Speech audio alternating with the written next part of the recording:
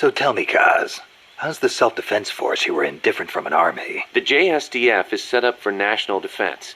It's not configured for aggression against other countries. It's what you'd call exclusive defense. Exclusive defense? It's the fundamental strategic posture of the JSDF. No preemptive attacks. Only the minimum defensive action necessary after an enemy attacks. Anything defined as self-defense, then? The JSDF originated as the National Police Reserve. Back then, American forces stationed in Japan were being sent over to fight in the Korean War. So in a sense, the NPR was filling a gap. Police, huh? Reminds me of the Costa Rican Civil Guard. Yeah, exactly. They're also dispatched to provide disaster relief. The year before I joined, they had a hell of a time trying to rescue some buses that got hit by landslides. So why'd you quit the JSDF? Because I didn't have a reason to be in Japan anymore. A reason? My mom had died 3 years earlier, so I didn't have to care for her anymore. With her gone, there was no point hanging around in Japan. Yeah, but a man with your talents could have risen pretty high in the ranks, I imagine. I don't know what they made of me. Could be it actually alienated me from the brass. And personally, I could never get used to the idea of exclusive defense. Meaning? On a strategic level, I can see how a country could go with the exclusive defense model used by the JSDF. And I've got nothing against my fellow soldiers who believe in it. On a tactical level, though, it just rubbed me the wrong way. To put it simply, I was itching for a real fight. I figured.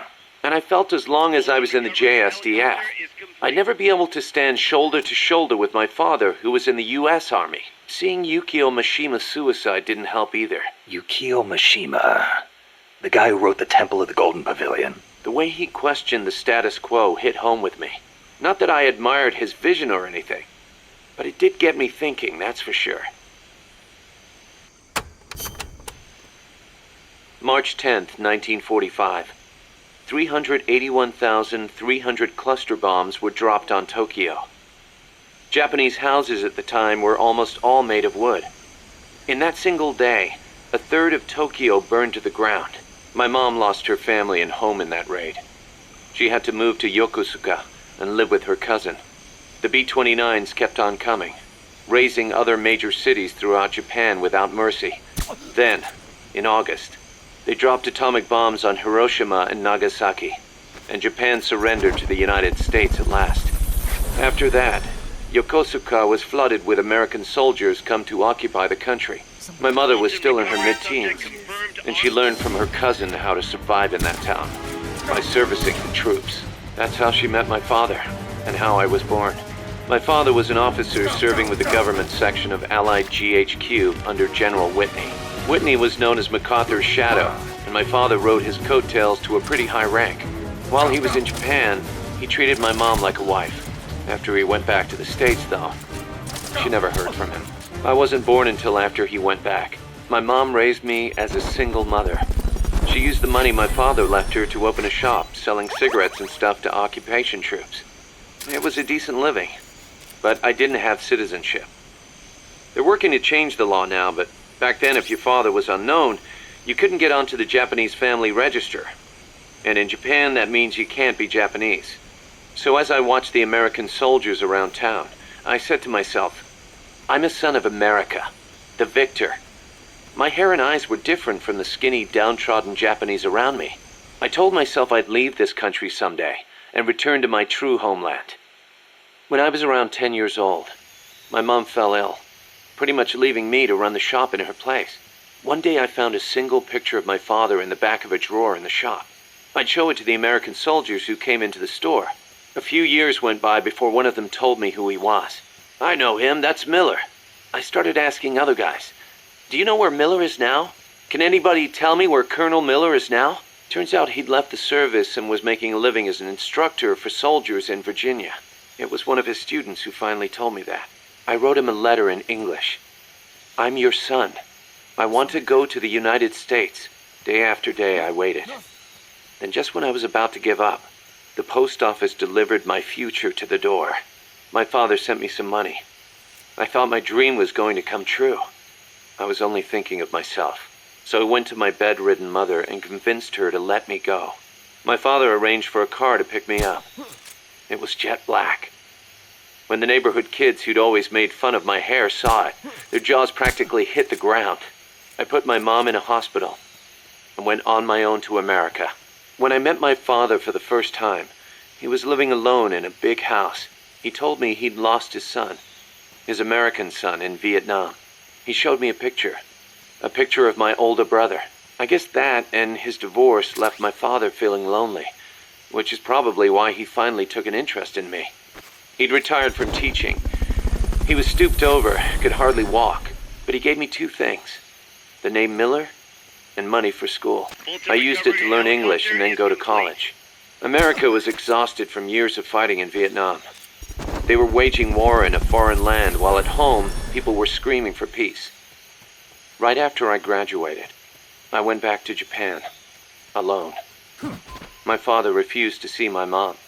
It was the first time I'd seen her in years, and she wouldn't even look at me. At first, I thought she was mad at me, but that wasn't it. Disease had taken her mind. A disease she got while she was young and desperate. She didn't even know who I was. I said, "Mom, it's me, Kazuhira." As I spoke, the sound of my own voice rang in my ears. Katsuhira, the name my mom gave me. It means peace in Japanese. I was Japanese. At least, I was the son of this tiny Japanese woman. It was then, for the first time, that I understood the reason, the emotion that inspired my mother to give me that name. She'd watched her hometown and family go up in flames. Her body and her mind were ravaged by war. And yet she chose to have a child named Peace, with a man who was once her enemy. Japan lost the war. But what good is war as a measure of a country? Since the war and up until the oil shock last year, Japan's economy has grown every single year. It's on its way to becoming a stronger country than ever. I stayed in Japan and joined the JSDF. I was 22 at the time. I did it to pay our bills. But it wasn't just that. I could have found work anywhere, and I knew it. And still, I couldn't think of anything else to do with myself. 2 years later, I didn't have to worry about Mom's hospital bills anymore. I left the JSDF and went back to the States. My father was already dead and buried. I was told he'd shot himself in the head. America crushed Japan, but it also crushed my father. My American dream was over. After that, I drifted around and, well, you know the rest. GHQ made women like my mother. It made Japan's peace constitution and the JSDF. And it made me. I was spawned by war, but I don't want to die in one. I won't die for a country, and I won't live like a pauper. I won't have my fate decided by some family register. So as long as I stick with you, boss, I've got a good feeling none of that will happen. Life's funny sometimes, isn't it? What brought that on? We first met as enemies on the battlefield, and now here we are fighting side by side. You mean Colombia? Yeah, after I quit the JSDF. I made my way there and got myself a position as a drill sergeant for a band of revolutionaries, despite the fact that I'd never seen a day of combat. I see you had the gift for talking business in Spanish even back then. Oh, come on, stop it. You're making me blush. Unlucky for me, though, you were in the service of the Colombian army. I remember it like it was yesterday. It all happened in an instant. You guys ambushed us, and half my unit was taken out. My mind went totally blank. I couldn't keep it together. My whole unit was wiped out, and I was left half dead from a bomb blast. Then, as I was leaving, you yelled out at me. I came all the way from Japan to be here. My place is on the battlefield. Then you asked for my help, saying, I want to be the one to end it. I remember being surprised that there were still samurai in Japan. You guys came over to me. I had a grenade hidden under me, but even then you were too fast. The second I pulled the pin, you grabbed the hand I was using to hold the grenade with both palms. I didn't want it to go off. I'd heard samurai were a proud bunch. I wanted to know why one of them would stoop so low as to try to take his opponent with him. And I said, I'll never lose again. We'll never lose again. Yeah. We'll do whatever it takes, but we'll never be beaten again. Then, I passed out from the blood loss. When I woke up, I was in your camp's infirmary, stuck full of tubes. Why'd you save me? Your enemy after I tried to kill you. Because You're fired. you swallowed your pride and fought with everything you had. I just didn't want to lose. You found a way to fight back, even in the face of death, even when you knew you were going to die. That's the mark of a true warrior. It's not about gain and loss, or victory and defeat. I looked at the way you lived your life and saw the path I needed to take. As a warrior, Wow, I never knew that. And that's why you... I realized then that the battlefield doesn't only divide people into allies and enemies. Sometimes it tells you more than just who's an ally or who's an enemy. Sometimes it helps reveal your true comrades. Like you and me, huh? That's right.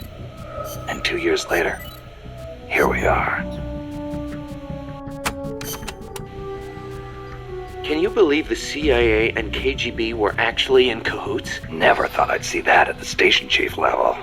But I'd heard stories of operatives in the field being on friendly terms. Seriously? Most espionage takes place in political hotspots, as you'd expect, but there aren't that many of those kinds of places, especially in a small country. Hang around long enough, and you're bound to run into fellow spies. Like it or not. You start saying hello, and soon enough you're eating dinner together. Strange bedfellows, huh? Well, I don't know about that. At any rate, this kind of fiasco is what happens when spies get too familiar. Hard to believe, but some people will betray anyone and anything if it suits their interests. The strength of human is in its appeal to human emotions, but its weakness is in its susceptibility to those same emotions. That's why the tide in the intelligence world is shifting towards SIGINT, a network of cold, digital data where feelings are irrelevant. So I hear Amanda mistook you for Che Guevara, Snake. That's not too bad, huh? Yeah, right. I'm not even worthy of polishing his boots. Don't be so modest. From where I'm standing, your men see you as a great man. As great as the century's most complete human being. That's Sartre, right? Well, there's hardly been a more iconic figure of his times than Che. Oh, he was more than that. He was a true revolutionary and a great warrior. I'm with you there. Can you believe that when he first went to Cuba with Fidel, they had only 12 guys with them? But they rallied. They brought in new recruits, won the support of the peasants, expanded their organization. And in the end, they overthrew the Batista regime. People flocked to them because they were honest. They won because they were strong. Those are the qualities that make men great. You know, we're kind of in the same boat they were back then. Here we are, a handful of mercenaries taking on an army backed by the United States. Yeah, we've got a long way to go. But we've got to keep on going. It's not just about winning in battle. You need to think about recruiting people and growing this operation. Got it. Boss, did you ever read Che Guevara's book, Guerrilla Warfare? I can't remember if I got to that one or not. You should have. That's why I lent it to you. A lot of the guerrilla tactics it covers apply to sneaking missions too. Che was one of the first people to articulate the theory of guerrilla warfare. T.E. Lawrence of Arabia, was another one. And Mao Zedong and his On Protracted War. Theory aside, Nicaragua's General Sandino was one of the first to put guerrilla tactics into practice, which explains why the Sandinistas named themselves after him. If you think about it, guerrilla warfare itself has been around since ancient times. There's only so many ways a small group can upset a large army. There was a samurai in Japan who excelled in guerrilla warfare. No kidding. Tsunoki Masashige. He was a warrior who lived in the medieval era. He used unconventional tactics to help overthrow the Kamakura shogunate. Like what? Trojan horse-style maneuvers and decoys to confuse the enemy. The best one was when the enemy was climbing the castle walls. He dumped boiling water and human excrement on them. Sounds great. Let's put it in the MSF playbook. You're not serious, are you, boss? Why not? We've got plenty of crap to unload. Yeah. I'll think about it. The year the Cuban Revolution was won, Che visited Japan as a member of an economic delegation. While he was there, he visited Hiroshima. Hiroshima? Since he was there to discuss economic issues, Hiroshima wasn't part of the original itinerary. Some said the Ministry of Foreign Affairs didn't want to let him go, but he went anyway. He snuck out of his hotel and took an overnight train. Traveling guerrilla style. Sounds like Che, all right. He visited the Peace Memorial Museum and the atomic bomb survivors' hospital. Apparently it gave him quite a shock. As a doctor, it must have been painful for him to see how the victims suffered. Nukes destroy everything. He was quoted as saying, "They put you through this, and still you do whatever America says." Those words really hit me hard, especially when I think of my mom. He said something else, too. Let us all love Hiroshima and its people. I can believe it. Che never managed to numb himself to other people's pain. That's why people loved him. And why he died. Freeze. Hey, Snake, I've been thinking. Maybe Che couldn't find a place for himself outside the battlefield either. How so? He led the Cuban Revolution to victory. That's quite an accomplishment. He could have called it quits there and nobody would have blamed him. But he left behind a loving family and a cabinet post to plunge back into the struggle. First in the Congo, then in Bolivia where he met his end. You're overthinking things. Che went back to the battlefield because he was needed there. Read his farewell letter, then you'll understand. Some say he was too idealistic to fit in with the government. Too many scruples, most likely. Maybe so, but I still can't help thinking the reason you look up to Che is because you see something of yourself in him. You left your country behind and plunged into battle. You wander from one battlefield to another, going wherever you're needed. Che was a revolutionary as well as a warrior. He took up arms to fight for his beliefs. I don't do what I do for any ideology. I'm a warrior. Nothing more. Nothing less. Okay, boss. You're right. Just wanted to see how we stacked up against a real hero. That bandana you're always wearing, that thing's a real antique. Ever think about getting a new one? This one's fine. Come on, we can't have our boss wearing a raggedy old thing like that. It was a gift, okay? It wouldn't be right to get rid of it. It was. Okay then. Speaking of which, Che supposedly had a black scarf he used to take everywhere with him. A scarf? One of his comrades gave it to him when he broke his arm in battle. Che used that silk scarf as a sling, and the comrade who gave it to him became his second wife. Alida, all right. Even after his arm healed up, he never went anywhere without that scarf. What about you? You get that bandana from someone special? No, nothing like that. It's important to me. That's all. Snake, the R&D team came up with something new. What's this? It's a cardboard tank. It's got enough room for 2 people. Same as any other cardboard box. Apparently the guy in front drives, and the guy in back is the gunner. Hold on, Kaz. Who the hell came up with this thing? I'm sorry, boss. He meant well, I swear. I know it's nowhere as good as a real tank, but still. It's brilliant! Huh? The perfect synthesis of stealth and attack power. Compact, elegant design. The finest example of a weapon I've ever seen. Seriously, Kaz, I need to meet the guy who made this. I want to shake his hand. You serious? Snake, look at it. It's a masterpiece in every sense of the word. You don't agree? No, Why is that? A tank? I like it. Boss? I hate tanks, but this one I think I could get used to. I love that it's a zero-emissions vehicle. It will not hurt the forests of Costa Rica. What? Nice work, Kaz. I see I made the right choice making you second in command. But is there something wrong with me? Naked. That's exactly what you are with this uniform. The pants are the same as the jungle fatigues. Obviously, since you're exposing your bare skin, your defense and camo index are gonna be low. On the plus side, it's so light you can move around quicker. Good for her. Showing off muscles, too. Hey, Snake, I heard they gave you your old code name because you used to run around with your shirt off. Is that true? Don't believe everything you hear. They called me naked because I went in without gear or food. I had to procure everything on site. You mean they sent you into the jungle without even a pair of pants? On a halo jump from 35,000 feet? Sweet Jesus, you are a legend. You're busting my balls, aren't you, Kaz? Little bit, yeah. Hilarious.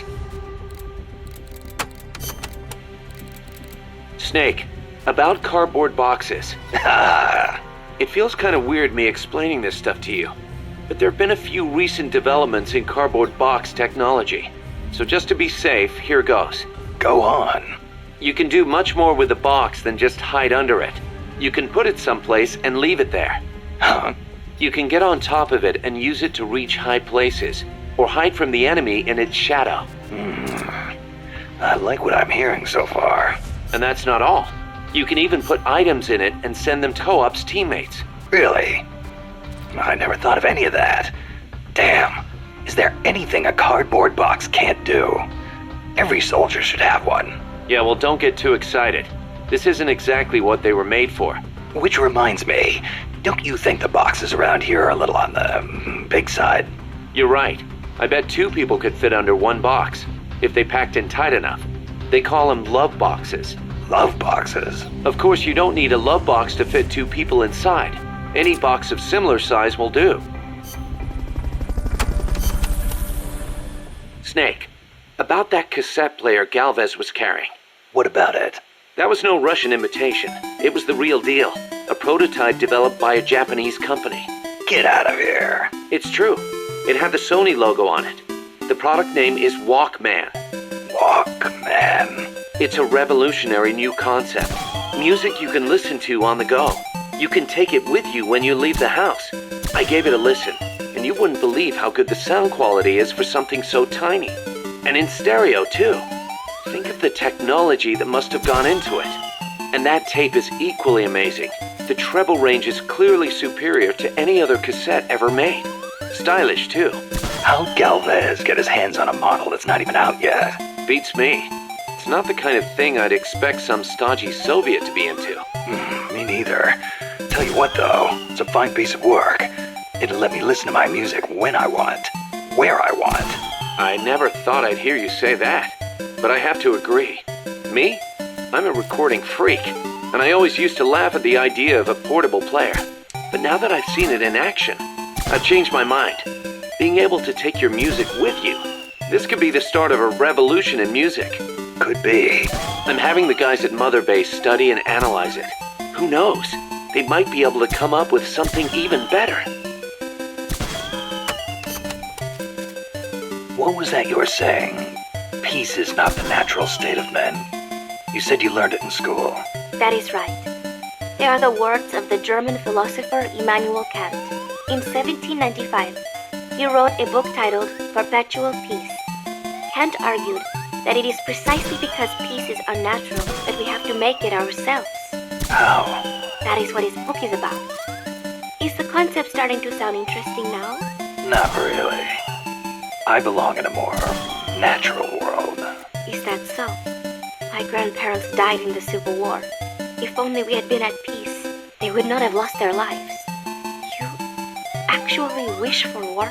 It's not like I want to hurt innocent civilians, but if someone attacks you, what are you supposed to do? A country needs the strength to defend itself. Otherwise it faces invasion, oppression, political subjugation. If they would simply stop using force to tangle with each other, countries would not need force to defend themselves. And how would you guarantee that? Sorry, but you have to understand how the world works in order to protect the ones you love. That's not to say ideals aren't important too. They are. You are right, Snake. Thanks. Peace. Costa Rica is said to have about 87,000 species of living things. That is about 5% of all the known species in the world. A tiny place like this? Huh. I'll be damned. I want to protect that biological diversity. When diversity is lost, the environment weakens. Just look at the plantations. I think I know what you mean. It's like trying to assemble a unit from similar guys. It usually doesn't work out. Throw a few square pegs in there and everything falls into place. There are so many species here that a lot of them have not even been classified yet. I am hoping I can help do that someday. Kind of like a parataxonomist. Keep it up. Say that again. Parataxonomist. Someone who helps a taxonomist. Oh. Huh. I thought you were going to say it had something to do with parachutes. You're weird. The Development Corporation of Costa Rica, or CODESA, was established 2 years ago. Since President Oduber was elected this year, the state has been putting a lot more effort into development. The corporate state, so to speak. Growth is good and all, but there is one thing that bugs me. What's that? I cannot help but wonder whether CODESA is not just a front for the CIA. You mean what the professor was saying about the CIA mercenaries posing as security guards? They were using CODESA as camouflage? I am worried that development is going to destroy the forests, but I do not suppose it has anything to do with this.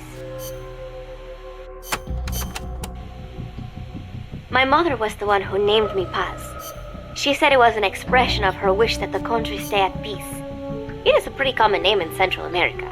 My mother always used to tell me, never make war.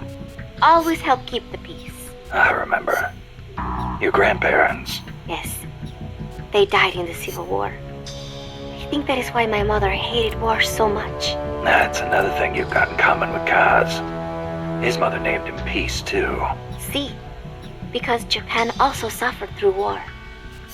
I think I know how Mr. Miller's mother felt. You like the peace sign, huh? See, as a gesture, it connects every peace-loving person. Here, you try it, Snake.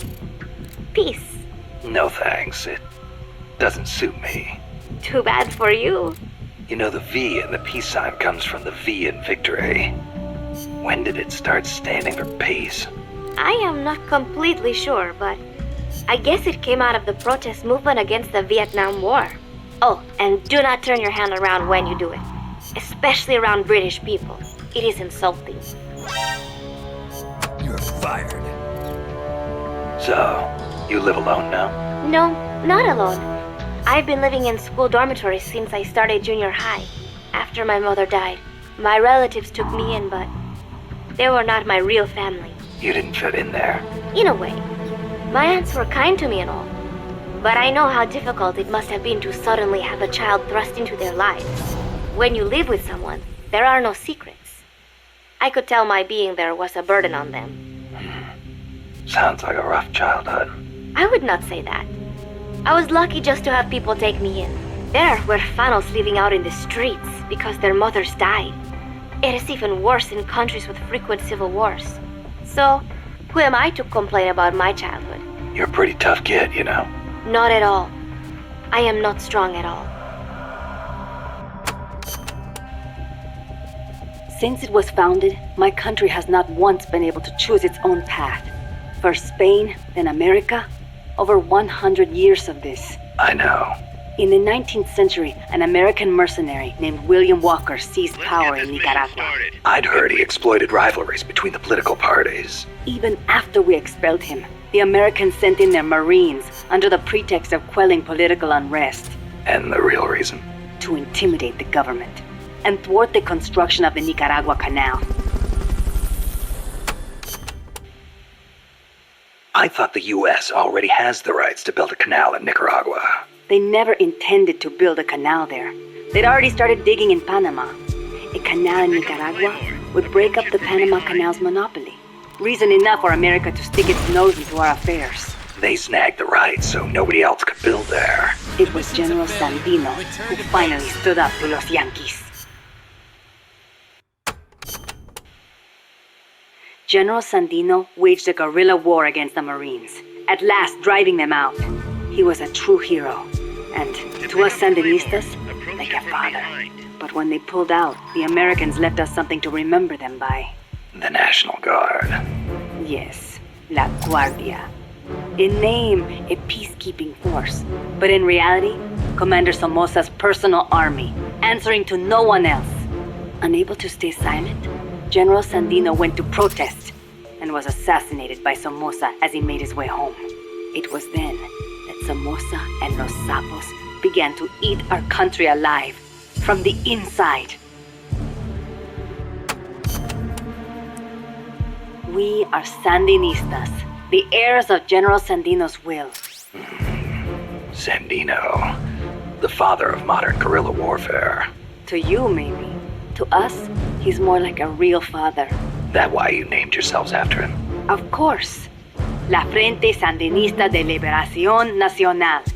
The Sandinista National Liberation Front is named in his honor. We share the general's goal, to take back our country's freedom. In his day, from America. In ours, from the despot Somoza. Times have changed, but the song remains the same. Patria libre o morir. That is our slogan. El Che used to say the same thing, you know. Patria o muerte, the slogan of the Cuban Revolution. So, you're fighting for a socialist revolution too, then? No, it's not about ideology. We only want to live normal lives. We are sick of living in a country where you can be beaten for walking down the street, where you never know if your neighbor is snitching on you. Our goal is to give back the country to its people. Yeah, the Cuban Revolution started out like that too. We are few in number, but we will win. Victoria o muerte. For a revolutionary, there is no other fate. We'll pick you up there. Augusto Cesar Sandino, general and hero of Nicaragua. 50 years ago, conflict broke out between the political parties of Nicaragua. The U.S. Marines intervened in the name of restoring order. The only one who refused to listen to their call for reconciliation was General Sandino. One man against the Marines. That takes guts. The general wasn't a professional soldier. Neither were his compadres. And they certainly could not match the Marines' equipment. But he used the land to his advantage, lurking in the fields and hills of Nicaragua, and using surprise attacks to harass the Marines. I know. I've read plenty of textbooks on guerrilla warfare. In the end, he drove them out. He was truly a role model for us. Yeah, but that was the 30s. Didn't the Depression have something to do with it? It takes cash to wage war. Perhaps.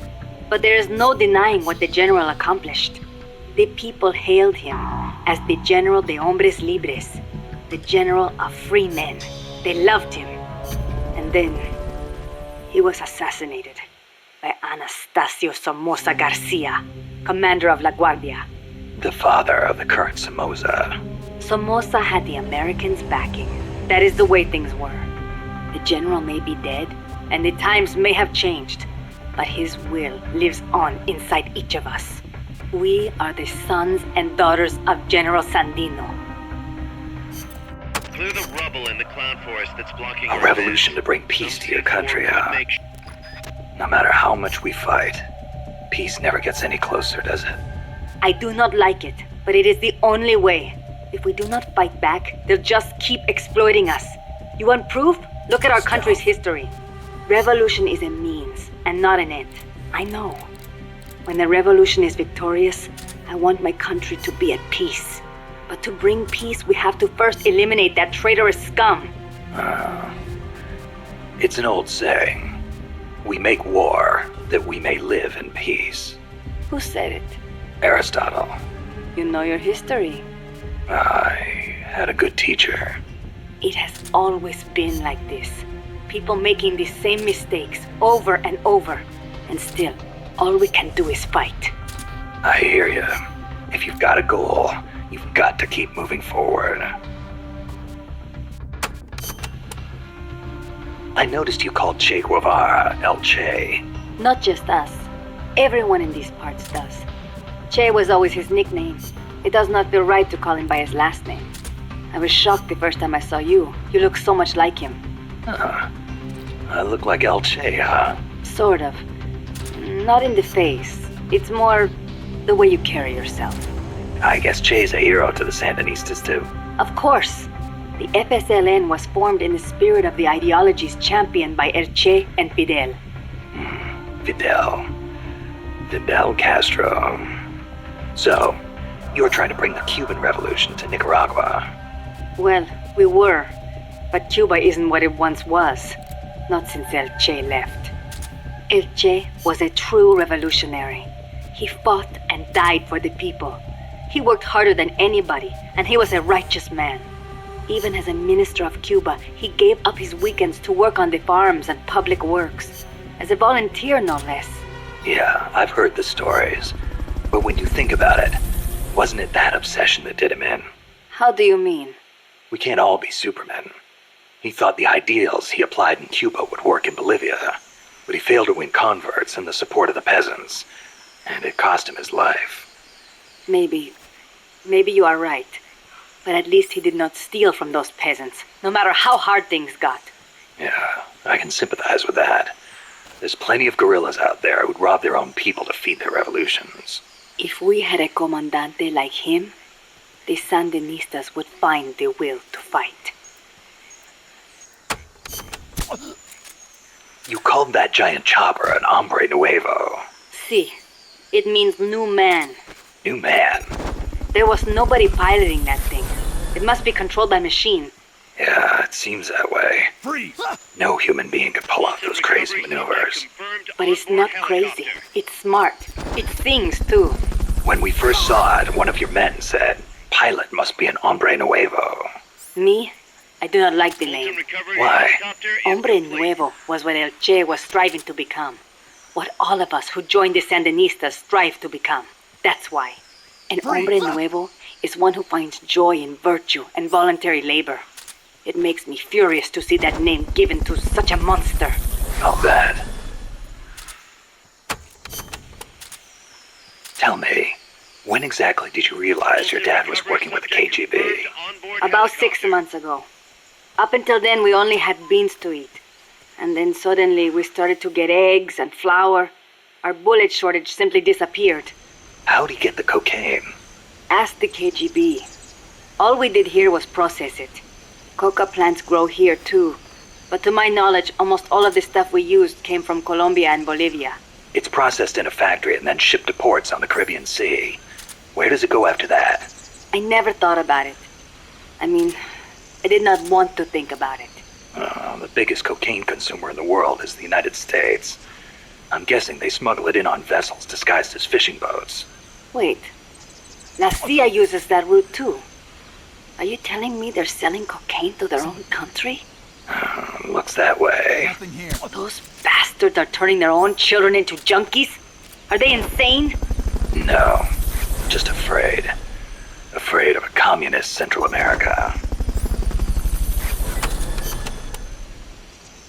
Amanda, when did you join up with the Sandinistas? About a year ago, when I went into the mountains with mi viejo and his group. I thought your dad was with the FSLN from the start. No, he fought alongside General Sandino. But after that, he retired for a while. He found a job, got a wife and a house, and raised us kids. Then one day, some Sandinista students came by. And he felt the old fire in his belly. Something like that. All he did was help them escape from La Guardia, though. But then La Guardia showed up. They broke into our house and began pushing him around, shouting questions. I'm guessing he kept his mouth shut. No matter how hard they hit him. Our house was trashed. After that, he was on their list. They harassed him day and night. It was only then that he gave himself over to the Sandinistas.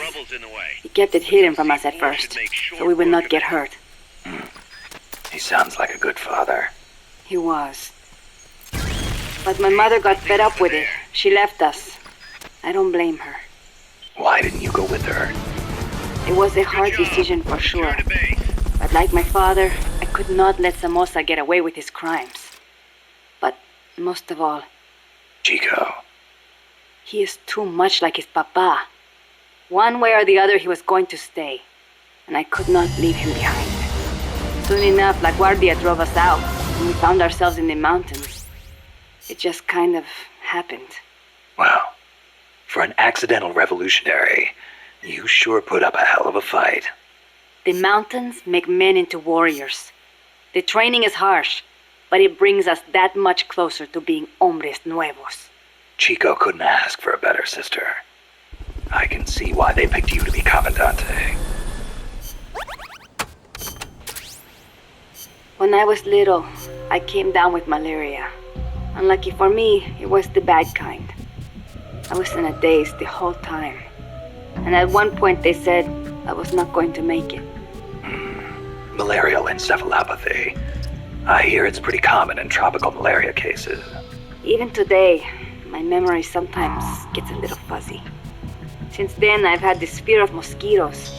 When I hear them buzzing nearby, I get jumpy. Ah, that explains the chain smoking. See, I thought it might help keep the mosquitoes away, just a little. Maybe it is all in my head. You're the same way, right? Well, I will say this. I prefer a cigar over mosquitoes. Me too. I've got to hand it to you. It takes guts to conquer your fear like that and live a gorilla's life in the wild. It is nothing. El Che did not let asthma stop him from leading the revolution.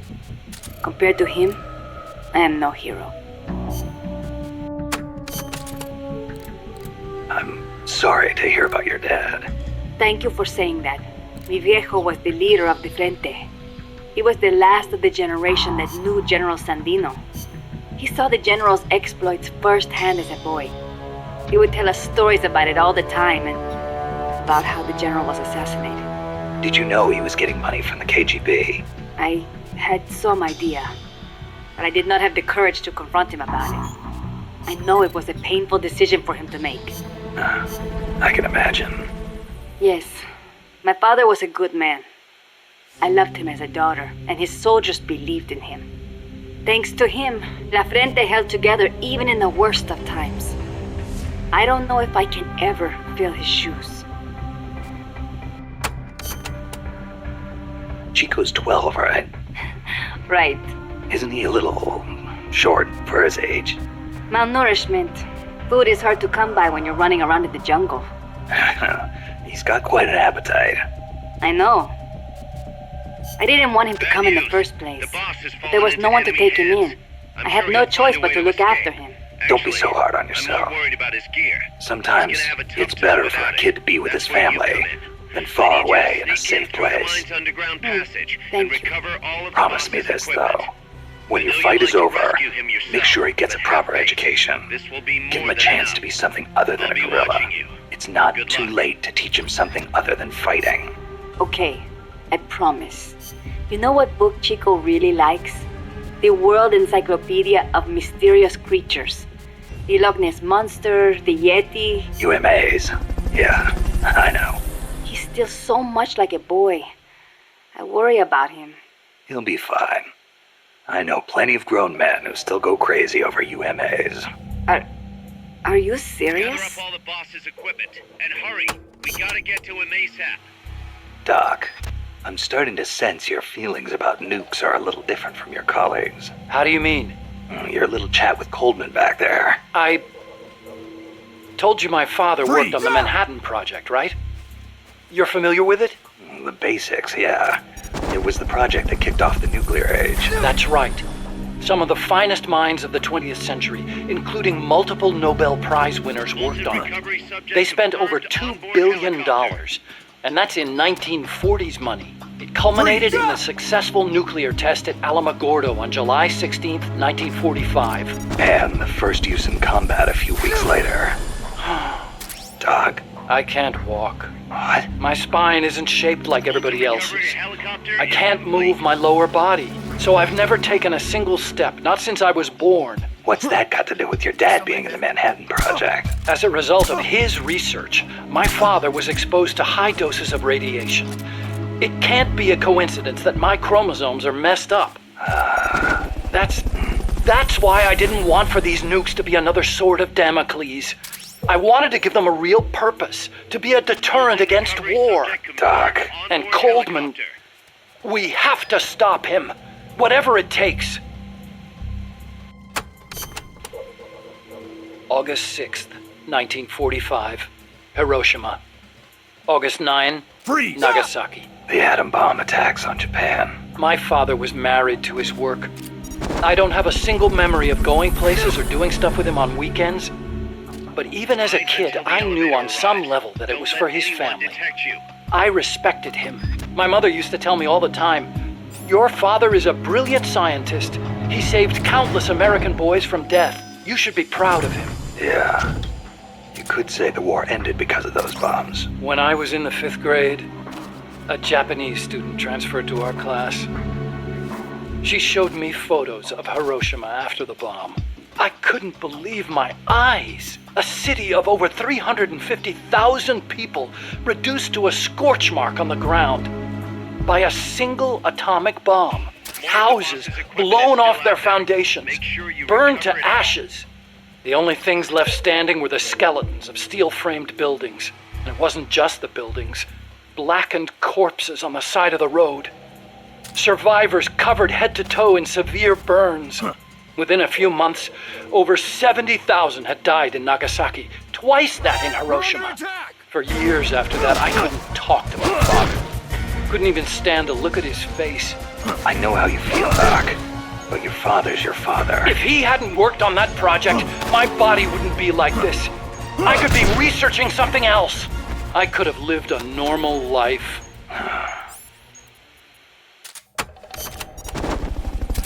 It wasn't so long ago the world stood on the brink of nuclear war. Just over on the other side of the Caribbean. I was 17 at the time.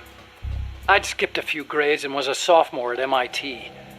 I remember feeling kind of apathetic about the news that came in every day. It seemed clear to me that as long as they had a grasp of the concept of nuclear deterrence, there was nothing to fear. Either that, or they were fanning that fear on purpose. As a way to secure a bigger defense budget? Huh. I could see that. But if that was their plan, it kind of backfired. Because it ushered in the era of détente between East and West. Coldman's really gonna do it this time. Once the nuclear genie is out of the bottle, the yoke of deterrence is going to be meaningless. People will die. Cities will burn. We have to stop him now before it's too late to turn back. So you've been doing nuclear research your whole life? No, not really. At first, I wanted to be an aerospace engineer. For me, the Sputnik launch was a good shock, not a bad one. I thought the age when science was used for war was over, and that a glorious age of space exploration was dawning. The year I skipped ahead and got into MIT, Gagarin went into orbit, which made me more excited than ever. Of course, even back then, I knew the space race was just another facet of the Cold War.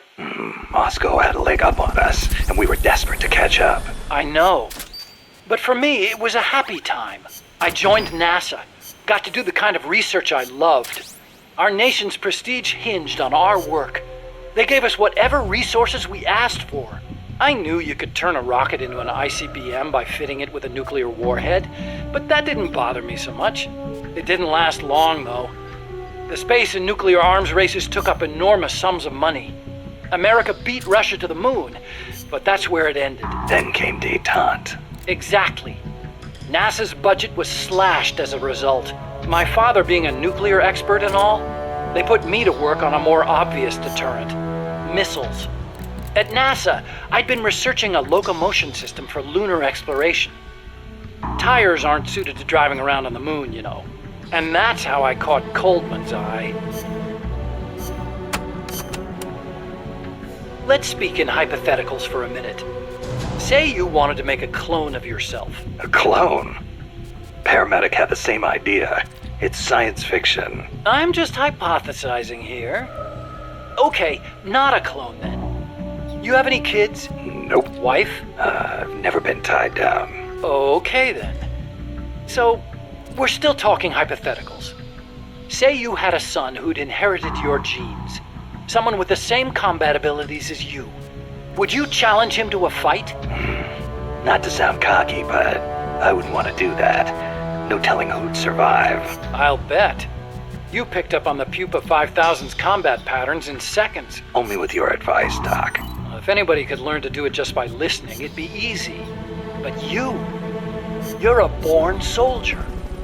Yeah, you must have been born with genes geared for combat. Soldier genes, if you will. Genes geared for combat? I don't care how advanced their research is. You can't blame genes for everything. Blame genes? You think it's funny? What? You think genes have nothing to do with this body I was born with? I don't know. Look, that fear of facing someone of equal ability in combat, imagine that on a strategic scale. That's the concept of nuclear deterrence.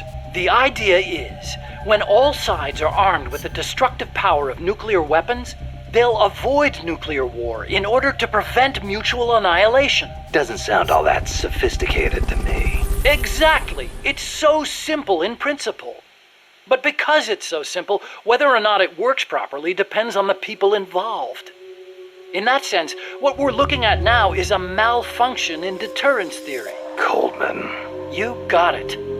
Please, Snake, don't let deterrence die. Freeze! The aim of the Peacewalker project is to achieve robust nuclear deterrence across Central America by deploying a new nuclear weapon system along the Caribbean coast. Peacewalker is also the name of the system itself. A nuclear weapon named Peace. I can just see the look on Kaz's face. So why exactly does this new system need legs in the first place? Because it's a walker, an unmanned weapon moving under its own power and capable of launching a deterrent strike from anywhere. That's the whole idea behind Peacewalker. The reason Peacewalker is a mobile nuclear weapon system is to maximize its potential as a nuclear deterrent. How so? If need be, Peacewalker can stay constantly on the move so that the adversary can't pinpoint its position. That allows it to avoid preemptive enemy strikes. So you're saying it keeps the retaliation card in play? Coldman likes to brag about it in this way. Like a land-based version of an SSBN. And there's another reason for them to be mobile. Peacewalker also has a self-destruct function. The mission's a failure. Return to base. Why would Peacewalker need a self-destruct function? You saw it, didn't you, Snake? That sphere on Peacewalker's head? Yeah? That's a hydrogen bomb. What? You're telling me that thing's a thermonuclear device? Do they have any idea what kind of destruction that thing would cause? I know, it's crazy. I mean, even overkill has its limits. If it's strategic value they want, they could have gone with something smaller. It's like they want a weapon on par with Russia's Tsar Bomba. This arms race is running way out of control. It's an evolutionary dead end. A saber-toothed tiger. You can't load a warhead that big on a missile, of course. And no strategic bomber could carry it. That's where Peacewalker comes in. So, it waltzes into enemy territory carrying a hydrogen bomb and blows itself up. Christ. The biggest nuclear warhead ever actually detonated was the Soviet RDS-220, nicknamed Tsar Bomba. It had an estimated yield of 57 megatons, 10 times as much power as all the explosives used throughout World War II. The test took place on October 30, 1961, above Novaya Zemlya. The explosion is believed to have created a fireball over 2 miles in diameter. Can you believe that? Like a miniature sun. The explosion was seen as far off as Finland, 600 miles away. And some people even reported windows shattering. The shockwave traveled 3 times around the Earth. 3 times? Peacewalker is armed with a massive hydrogen bomb, even more destructive than Tsar Bomba. It can sneak into enemy territory, lie low, and in the event of an enemy nuclear strike, detonate itself in retaliation. And the locomotion system that lets it do that? My research. Snake, those legs were supposed to make my dream come true. Now they're about to jump the fence of nuclear deterrence. You have to stop them. I'll apply all my energy into developing weapons and equipment to help you do it. Sounds like a deal. What made you put an AI into Peacewalker? Well, for one thing, because it can't be manned. Peacewalker's designed to enter enemy territory and blow itself up, if necessary. You can't put a person inside a weapon that could blow at any time, can you? So we equipped it with an AI instead. That's strangely humane of you. And besides, Peacewalker was designed as a bipedal weapon system. You can't imagine how hard it shakes when it walks. It'd turn a man into mush. Plus, when launching a nuclear missile, it has to perform ballistic calculations in real time. See? Because it's always moving. Hold on. If that's all it does, then a high-performance computer ought to do the job. It doesn't need intelligence. That's a very good point, Snake. Which brings me to the real reason. Peacewalker needs AI to make decisions regarding nuclear retaliation. It's what ensures perfectly mutual assured destruction. I've heard all this before. You want a war between machines? We'd never actually launched the first nuke, of course. It's strictly a counterattack system. Only a politician could make such an illogical decision as starting a nuclear war. Conversely, if an adversary launches a nuke at us, the AI will not fail to retaliate. Again, Snake. They're It's the doorknob. What's he got, an escape fetish? He clearly has friends on the inside, but we've got no way of knowing who. Persistent bastard, I'll give him that. Where is he this time? That's the thing. He must have found and gotten rid of the transmitter. We've got no idea where he is. Snake, think you can find him? We can't just let him run around. Makes us look bad. I'll say. Since we can't locate him, I'm afraid I can't add a new mission. You know what to do, Snake.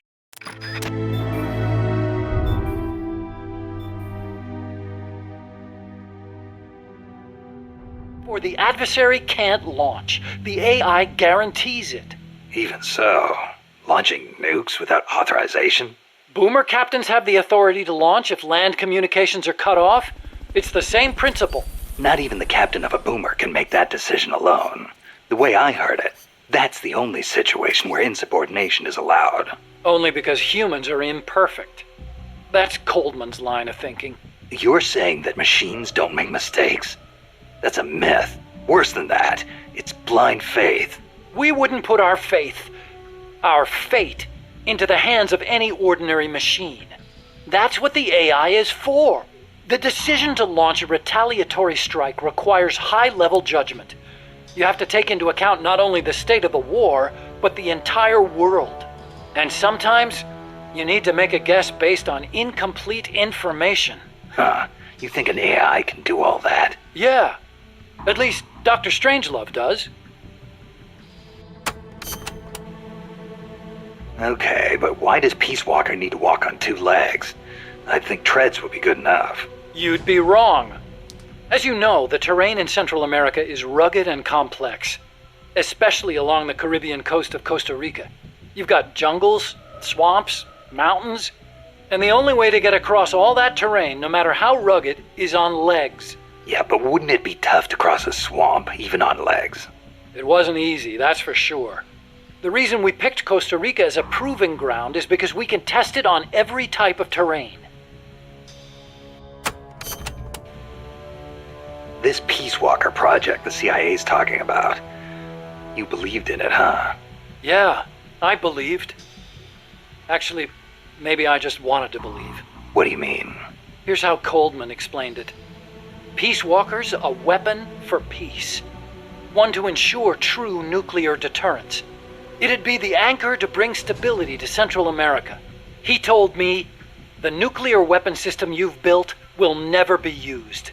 It will forever stand vigil as an icon of peace. And to achieve that, he needed my bipedal locomotion technology. To be honest, I was flattered. Flattered? Wouldn't you be? My colleagues in the scientific community have never taken me seriously. They told me bipedal locomotion was a pipe dream, that it'd never amount to anything. It was the first time anybody recognized my work. How could I not be happy? And besides, it was my chance to surpass my father. To create nukes for peace. Or so I thought anyway. But Coldman's really going through with it. Yeah. Makes perfect sense, really. No one would give the project any notice unless they could prove that an unmanned system is capable of launching a nuke. Why is Coldman going to launch a nuke? If all he wants to do is prove the AI retaliation system works, he doesn't need to put a live warhead on it. I agree. He could demonstrate the system by launching the missile alone, without a warhead. I asked him the same thing at first. He said there was no point in using a dummy missile. That it'd take an actual nuclear launch to deter potential enemies. Launching the real deal gives him a leg up in negotiations with Langley. That's what he's really after. I based the bipedal locomotion technology used in Peacewalker on Soviet research. Actually, I'll be honest with you.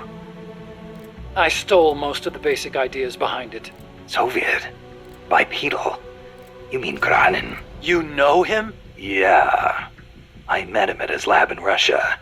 He helped me out a little bit. You met him? What were you? He was head of the Granin Design Bureau, creator of countless Soviet weapons. I'd hit a wall in my research at the time.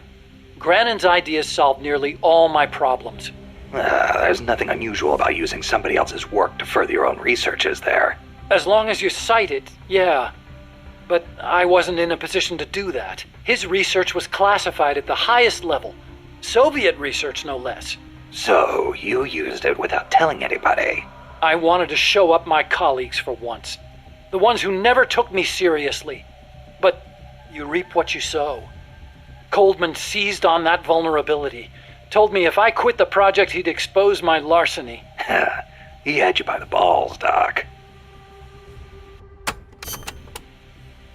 How'd you get your hands on Grannon's research? That was also Coldman. He used his agency contacts to get a hold of it.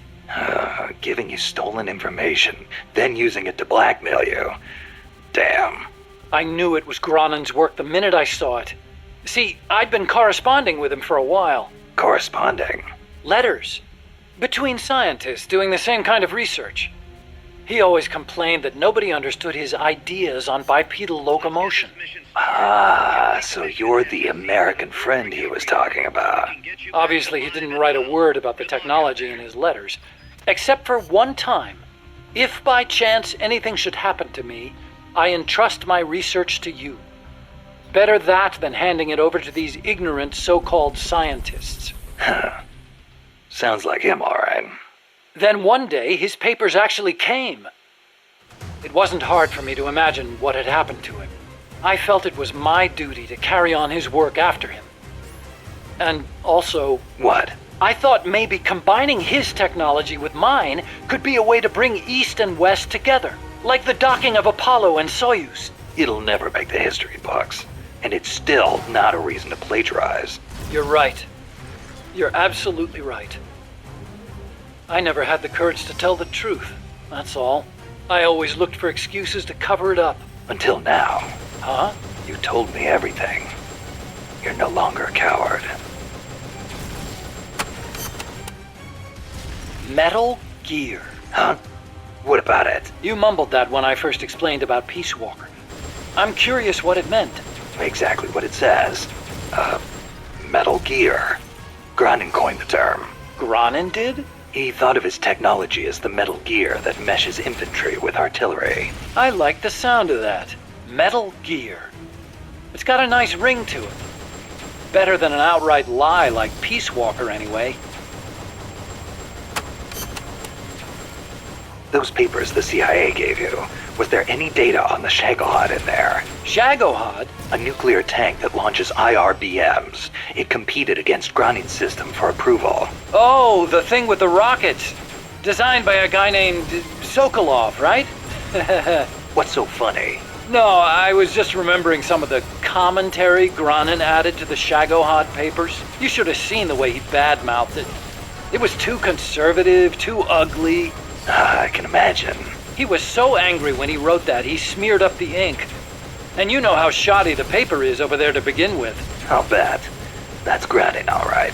Imagine accelerating the launcher itself to 300 miles an hour to extend the range of an IRBM. As stupid as it sounds, it's a hell of a concept. Who but the Soviets would think of using a tank as the first stage of a rocket? I actually took a cue from the Shagohod when I developed the Pupa. That hovercraft thing? You stole that one, too. Give me a little credit. I only borrowed the concept. The technology is original. As it turned out, hover technology wasn't enough to handle all the terrain in Central America. It relied too much on brute force. But the Shagohod was a major threat.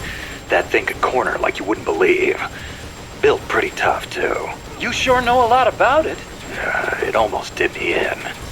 I couldn't forget it if I tried. Did you in? So you were the one who took it down. Wow! You really are amazing. I didn't do it alone. No, seriously, thank you. We might not be here today if they'd begun mass-producing that thing. Then again, they're hard at work now miniaturizing nuclear warheads. Pretty soon they won't even need an accelerated launcher like the Shagohod. Great. That means they're that much closer to being able to launch from anywhere in the world. Hey, Doc, what was that you were smoking in the lab? It looked like a cigarette, but it wasn't lit. Oh, It's an electronic cigarette. I designed it myself. Pretty neat, huh? Electronic cigarette. Yep, a liquid in the filter that turns into vapor, and you inhale the microparticles. So that was vapor. I'd actually rather be smoking normal cigarettes, but not in that room. The smoke would wreck the precision equipment in there, ruin all its wiring. But the vapor is just steam. It doesn't contain tar or anything like that. So I can smoke it in the lab with no worries. Nice. Want to try one? Nah, I'll stick with cigars. Yeah, but... I don't like imitations. The real thing's always better. Okay. But you know, sooner or later, smoking's gonna become very unfashionable across the world. It hurts you and those around you. Electronic cigarettes might not seem so bad then. Yeah, when that happens, I'll think about it. You said your dad was involved in the Manhattan Project, right? Yeah? And you think that's why you can't walk? I don't know. Actually, you know, probably not. So far, nobody's found evidence that exposure to radiation in parents causes genetic defects in children, except for those exposed in the womb. Epidemiologically speaking, anyway. That's the conclusion of the Atomic Bomb Casualty Commission.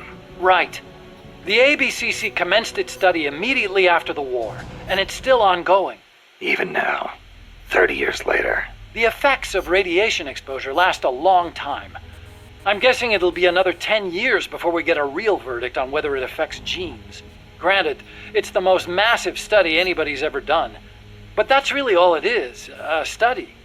The ABCC brought in bomb victims and ran tests on them, but they didn't treat them. Really? Them too, huh? At any rate, that's what my father made me believe when I was growing up. Maybe it was tough for your dad to explain. Ever think of that? Yeah, maybe. But this is my problem now, Snake. I have to face the nukes head on, whether I like it or not. My creations are being used for the wrong purposes. The onus is on me to stop it somehow. Help me, Snake. Hey, as long as I'm here at Mother Base, why not assign me to the R&D team? You could use a guy like me. Glad to have you on board. I'm sure Kaz is too. Once I've got the necessary materials and design specs together, I should be able to start building you that bipedal weapon platform. Nothing would make me happier than for my research to help put a stop to Peacewalker. So this Dr. Strangelove was at NASA? Yeah. Well, actually, Strangelove left for DARPA not long after I joined. And then the two of you ended up back together doing research in Costa Rica. Not exactly together. We coordinated on a few things, but the research projects themselves were separate from each other. We had it worked out so that Dr. Strangelove handled the mammal pod, Peacewalker's cerebrum, while I did the rest. That letter, something to do with your research? Huh? No, it's yeah, it's a report. Research findings. Research findings?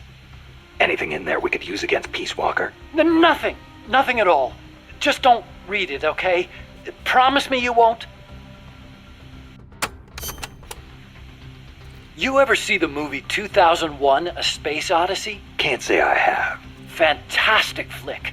The outer space special effects are incredible enough, but the depiction of AI is what really stands out. There's an AI? Yeah, a spacecraft pilot AI called HAL. It plays a major role in the story. Dr. Strangelove loves it too. Did I ever tell you about the time we first met up in Costa Rica? No. You know how she hates men, right? So we hadn't seen each other since NASA, and we just weren't hitting it off. Until we started talking about HAL. And then she started going off. The way she talked about it was so intellectual. The way she analyzed every plot detail, how passionate she was about the AI. It made me fall for her all over again. Yeah. You know what? Here's to Hal for bringing her and me closer together. You should ask her about 2001 too. Then you'll understand just how amazing she is. Amazing, huh? Hal. Now there's a good name. Peacewalker contains an assembly of 2 AI pods. One of them is the mammal pod, which Dr. Strangelove developed.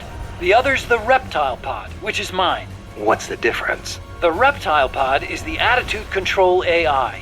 If it's destroyed, Peacewalker grinds to a halt. The mammal pod is responsible for making the decisions regarding nuclear retaliation, reflex, and thought. One is the brainstem and cerebellum, the other the cerebrum. So, the one that houses the will of the boss would be the mammal pod. We call it the reptile pod for a reason. The parts of our brains that govern basic life and reflex developed ages ago, when our ancestors were still reptiles. We were reptiles? Well, only at one stage of our evolution. The theory was proposed by the neuroscientist Paul MacLean. Huh. The reptile brain corresponds to the brainstem and basal ganglia in our brain. The reptile pod also incorporates the functions of the cerebellum. So basically, it's the deep parts of the brain. Dr. Strangelove came up with the name. The part of our brain that developed after we became mammals is responsible for high-level brain functions. Such as? Such as intelligence, judgment, even love. That's high level, all right. Location-wise, the mammal brain is on the outside of the reptile brain. The cerebral cortex is part of it. I think it's very telling that Dr. Strangelove named her pod Mammal. It's almost like she wants it to be more than just an advanced AI. What she really wants is for it to have a mind of its own.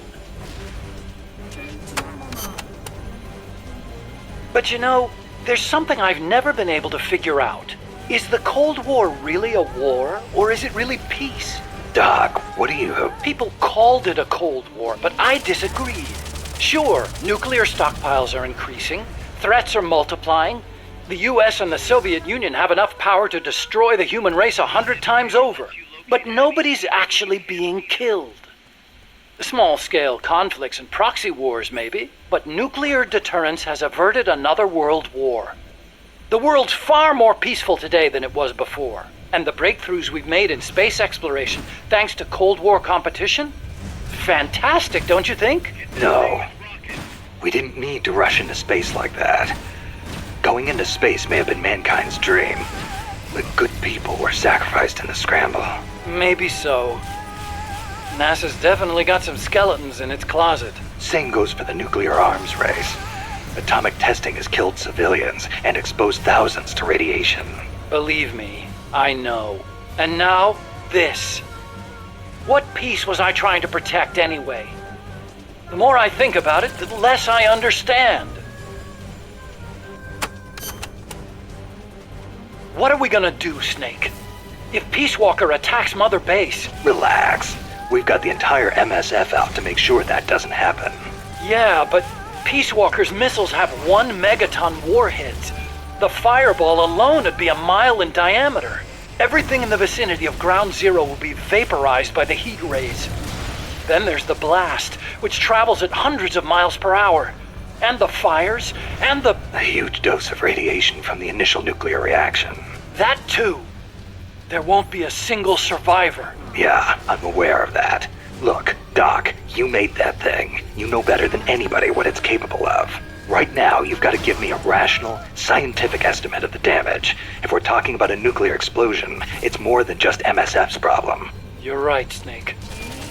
Sorry about that. Like I was saying, Mother Base would be wiped out. Any ships in the area could be caught in the blast too. We'd need to send out a warning. The thing to worry about most is the fallout. The dust of death. If it goes off over water, the particles will be smaller than with an explosion over land, so the wind will scatter the fallout over a wider area. Clouds will form around the salt crystals in the seawater, causing contaminated rain to fall downwind. Yeah, got a taste of that myself. On Bikini Atoll? That's right. The 1954 Castle Bravo test created fallout 300 miles downwind. Poisoned a lot of local residents and ships, so I hear. The yield of Peacewalker's warheads isn't that big, but the amount of fallout will largely depend on weather conditions. It's impossible to make a quick and easy estimate. If it gets into the trade winds, it could come straight to Costa Rica. What was it Coldman was saying? About leaving people free to help out? He's out of his mind. What does he think's gonna happen? When they get hit by rain containing high concentrations of fallout, a lot of them will die from the external exposure alone. The rain will seep into the ground, contaminating the water supply and crops.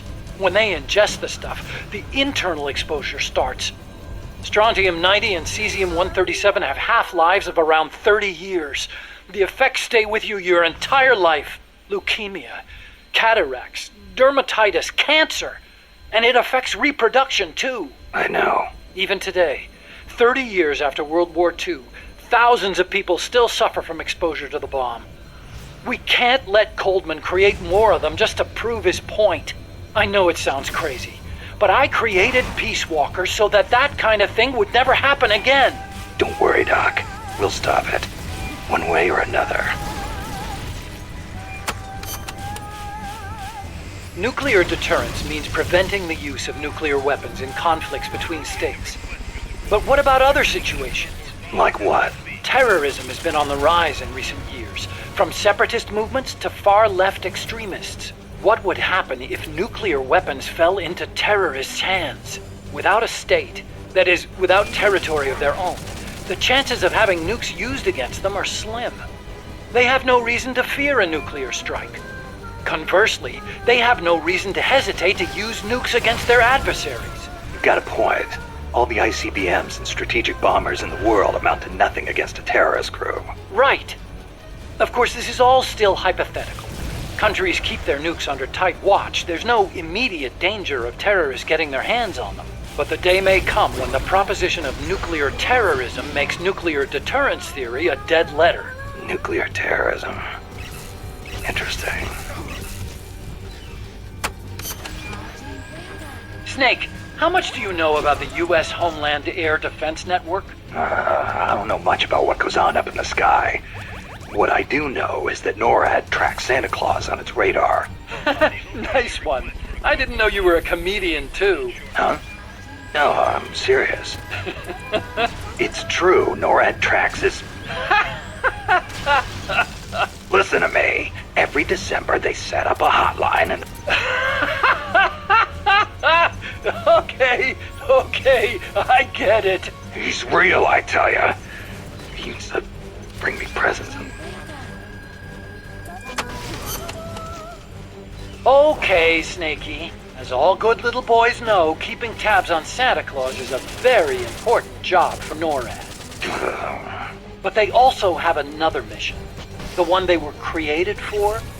And the system they set up for that has been hijacked by Coldman. You mean Peacewalker's fake data transmissions?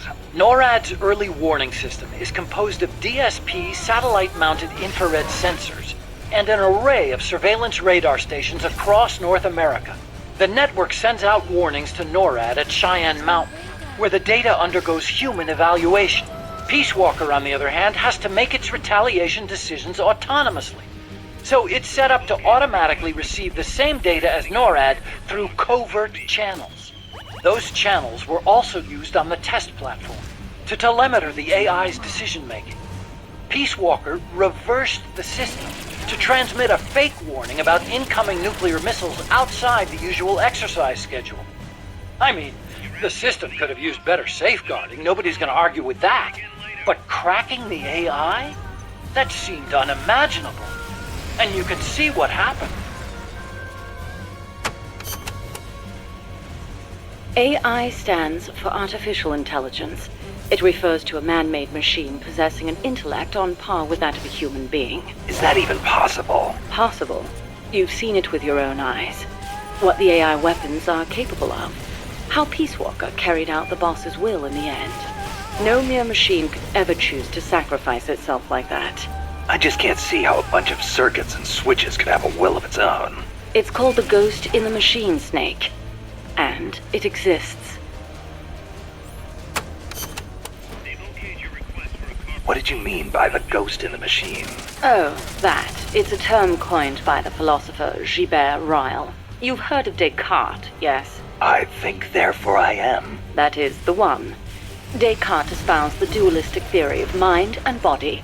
He believed that our thinking minds exist in a separate dimension from our bodies, which are governed by the laws of physics. But if that were true, then couldn't you say that a mechanical body, inhabited by a ghost mind, is a human being? Ryle criticized Descartes on those grounds, saying such a thing surely wouldn't be human. Why'd you bring it up? I wasn't thinking of Ryle in particular when I said it. I simply thought that if a person is composed of a machine and a ghost, perhaps the opposite is true as well. Perhaps, by placing a ghost inside a machine, we could, in effect, give birth to a new person. And that was your idea for the boss AI? The moment you ripped the memory board out, the mammal pod ceased to function. It should have been dead. And yet, Peacewalker righted itself, singing a song of peace. I couldn't help but feel that her soul had come to inhabit Peacewalker. Let's say, hypothetically, there really was an intelligent machine. How would you prove it? What's the difference between a high-level computer and an AI? It depends on what you choose to define as intelligence. For example, Snake, listen to my voice talking to you now. Suppose it were an AI. Say what? What if the living, breathing me sitting here drinking tea and talking to you were actually an AI, programmed to simulate my thoughts and my voice? You're nuts. No, I'm not. You couldn't prove I was a real human being, could you? It'd be... No. So if an AI is so advanced you can't tell it from the real thing, wouldn't you call that intelligence? I'm not quite convinced. But that's only one way to look at it. It's roughly how Dr. Turing explained artificial intelligence. The test I described is called the Turing test, in his honor. Yeah, well, sounds like a bad joke to me. That singing monster of yours put me through hell. If I never meet one again, it'll be too soon. Shame. And I was about to let an AI take my place in our conversation. Don't even think about it. Dr. Alan Turing is known as the father of computer science. It was he who formulated the basic theory of AI. During the war, he worked for GC and CS. The government's cryptology school. The one that broke Enigma. The very same. Without him, they might never have been able to decipher the Germans' code. But then, they arrested him. Why? Weren't his some of the greatest contributions to winning the war? Homosexuality was a crime in Britain back then, and he was gay. I know exactly how crushed he was.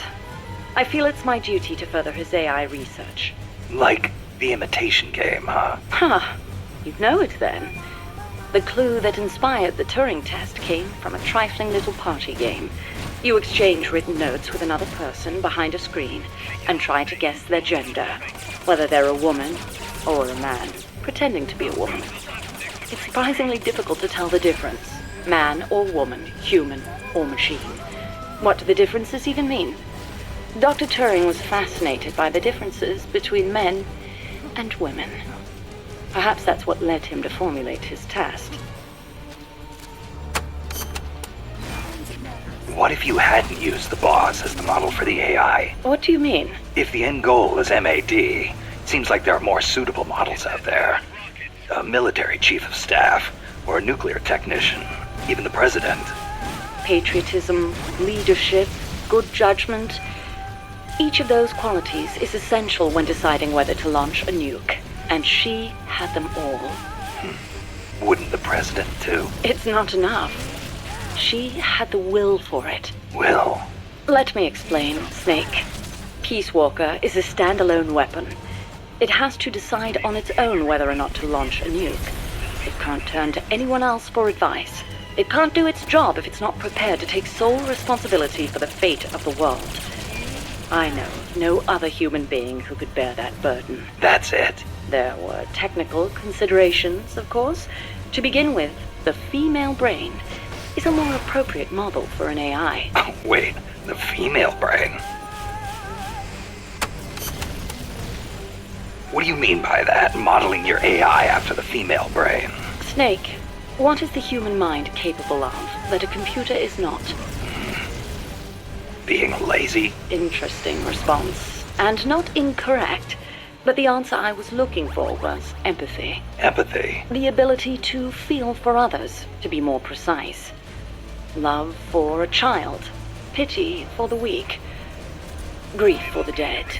All of these are particularly well developed in the female brain. That's stretching it a little. On the contrary, it's perfectly reasonable. The male brain, on the other hand, may be well suited for systematic thinking, but it's less able to empathize. In that sense, it's closer to a computer. So if your objective is to make the AI think more like a human, You need to teach it how to empathize like a woman. the novel, Do Androids Dream of Electric Sheep, deals with this very problem. In the book, an empathy test is used to distinguish between machines and human beings. As machines become more and more advanced, our society will gradually become more and more systematic. Our cities will teem with robot-like people, unable to feel for others. We cannot allow that to happen. Computers must learn to empathize. The same goes for humans, only more so. Well, what about yourself? You make these claims, and yet I've never seen you empathize with a real person. It's true. Until now, I was a prisoner of death. It was my intention to die upon the completion of Mammal's development. She was my one reason to live. But you changed your mind. I did. Because she taught me the dignity of living. My eyes are open now. I want to go on living and seeing real people. I see. Is it really necessary to make machines think like humans? I think empathy would get in the way of making the decision to retaliate. I admit, human thought may not be fully compatible with level-headed decision-making. Then again, is there such a thing as non-human thought? The moment computers became so advanced that they could calculate faster than human beings, a new dream was born. Dream. If we can create a machine that can do advanced mathematics, why can't we create one that can think like a human? The 19th century author, Auguste Villiers-L'Isle-Adam, wrote a book called Tomorrow's Eve, in which the protagonist fashions an artificial woman to serve as his ideal lover. I believe the idea of creating an intelligent being with our own hands is one of mankind's oldest dreams. So AI is a product of people's dreams, then? Not only AI, civilization itself is the process by which mankind gives form to its dreams. But not all dreams are pleasant. Some have expressed fears about non-human intelligence. Yeah, they want the benefits with none of the risks. Some fear that intelligent robots might rise up and rebel against their human masters, as portrayed by the Czech writer Karel Čapek in his Rossum's Universal Robots, or in the 1970 film Colossus, the Forbin Project, where intelligent supercomputers in the US and the Soviet Union join forces and plot to subjugate humanity. Isaac Asimov offered a specific solution to these fears with his 3 laws of robotics, which demonstrated that while robot intelligence is different from that of humans, the two can coexist. In order to endow computers with intelligence, we must first have a thorough understanding of what intelligence is, and that is where the need for a practical and feasible expert system arises. So what's an expert system? The AI housed within Peacewalker began development as such a system. An expert system is a type of proxy program by which a computer makes decisions as an expert would. The program, Mycin, for example, is a system that decides which kind of antibiotics to prescribe. The system asks the patient a series of questions to narrow down the range of appropriate drugs. So you program Peacewalker to prescribe live nuclear warheads instead of penicillin. What I realized, however, was that a simple expert system wasn't up to the task. You need more than expertise to launch a nuke. Indeed, expertise is a necessary prerequisite, but insufficient on its own. Deciding to launch a retaliatory strike requires consideration of a wider range of factors. In such a scenario, the entire global situation becomes the criterion for making a decision. Makes sense. You screw up the prescription and the whole world goes into anaphylactic shock. A weak AI that only has a limited range of knowledge upon which to base its decisions won't cut it. Therefore, I had the AI study the boss's thought patterns, thus creating a true expert system. A strong AI. You couldn't leave the world in the hands of something with anything less than absolute worldview. I could have built a simple expert system in no time at all. Say, how would you like a system that decides which guns you should equip according to the mission's parameters? I'll pass. I'm not gonna leave my life up to somebody else's judgment. Especially not a machine. With current technology, AI are inevitably enormous in size. But as circuit integration continues to advance, they will become even smaller. As small as human brains, and perhaps smaller than that. And in the meantime, robotics will continue to advance as well, to the point where we can create androids, robots that resemble humans. And then... And then what? Well, I don't need to spell it out for you, do I? Don't tell me you're thinking of making an android imitation of the boss. Surely the thought has crossed your mind as well. Of one day being reunited with her? Enough! I don't want any part of it. I see. I didn't mean to offend you. In reality, AI is more likely to evolve in the opposite direction anyway. The opposite direction? What does that mean? More and more AI are becoming systems that specialize in mass information processing, without human intelligence, thought, or emotion. A machine that has no individualism or sense of self, but rather behaves as a collective, exhibiting the qualities of a society. Like a beehive? Yes, it aggregates data collected by individuals and determines how the collective will act, just as honeybees travel between the hive and flowers. The key to achieving that will be networking AI together. I don't know how to say this, but that kind of gives me the creeps. But if your goal is to control society, it's the better model to use. It lets you filter data, disseminate only what you want disseminated. Of course, I myself have no interest in an AI without a shred of life to it. Earlier, you called the mammal pod a butterfly. Not a pupa or a cocoon, but an imago. Yes, the AI that came before the mammal pod were works in progress. Works in progress. They were enough to keep the frame running, but not enough to make decisions about nuclear retaliation. They weren't quite complete. They were pupae. Only when I added the boss's data did the AI take on its true form, becoming a butterfly and taking flight. And that's why the nose art on Peacewalker was a butterfly. I gave the mammal AI the codename BS Imago. BS is short for boss. Huey called that gigantic unmanned chopper a chrysalis. Is that another one of your AI codenames? Yes, you're referring to the TJ Chrysalis 6000. There's also the GW Pupa 5000, the TR Cocoon 7000. I get it. A hovercraft type and a treaded type. And those letters on the front. TJ, GW, or whatever. Those are initials. Correct. The initials of the American presidents whose faces are carved into Mount Rushmore. Then you're missing one. I assigned that one to the reptile pod. AL Aurelia 8000. Aurelia. Another word for chrysalis. A pupa just before it emerges. All of the initials, except for BS, were of Coldman's choosing. I chose mine from the storied ranks of British royalty. MS, AV, EW. What do those stand for? You can't guess. Why, Mary Stuart, Alexandrina Victoria, and Elizabeth Windsor. All queens. Of course. Are you familiar with the film 2001: A Space Odyssey? I've heard of it, but... Of course not. I didn't expect you to be cultured enough to appreciate such things. Yeah, thanks. Anyway...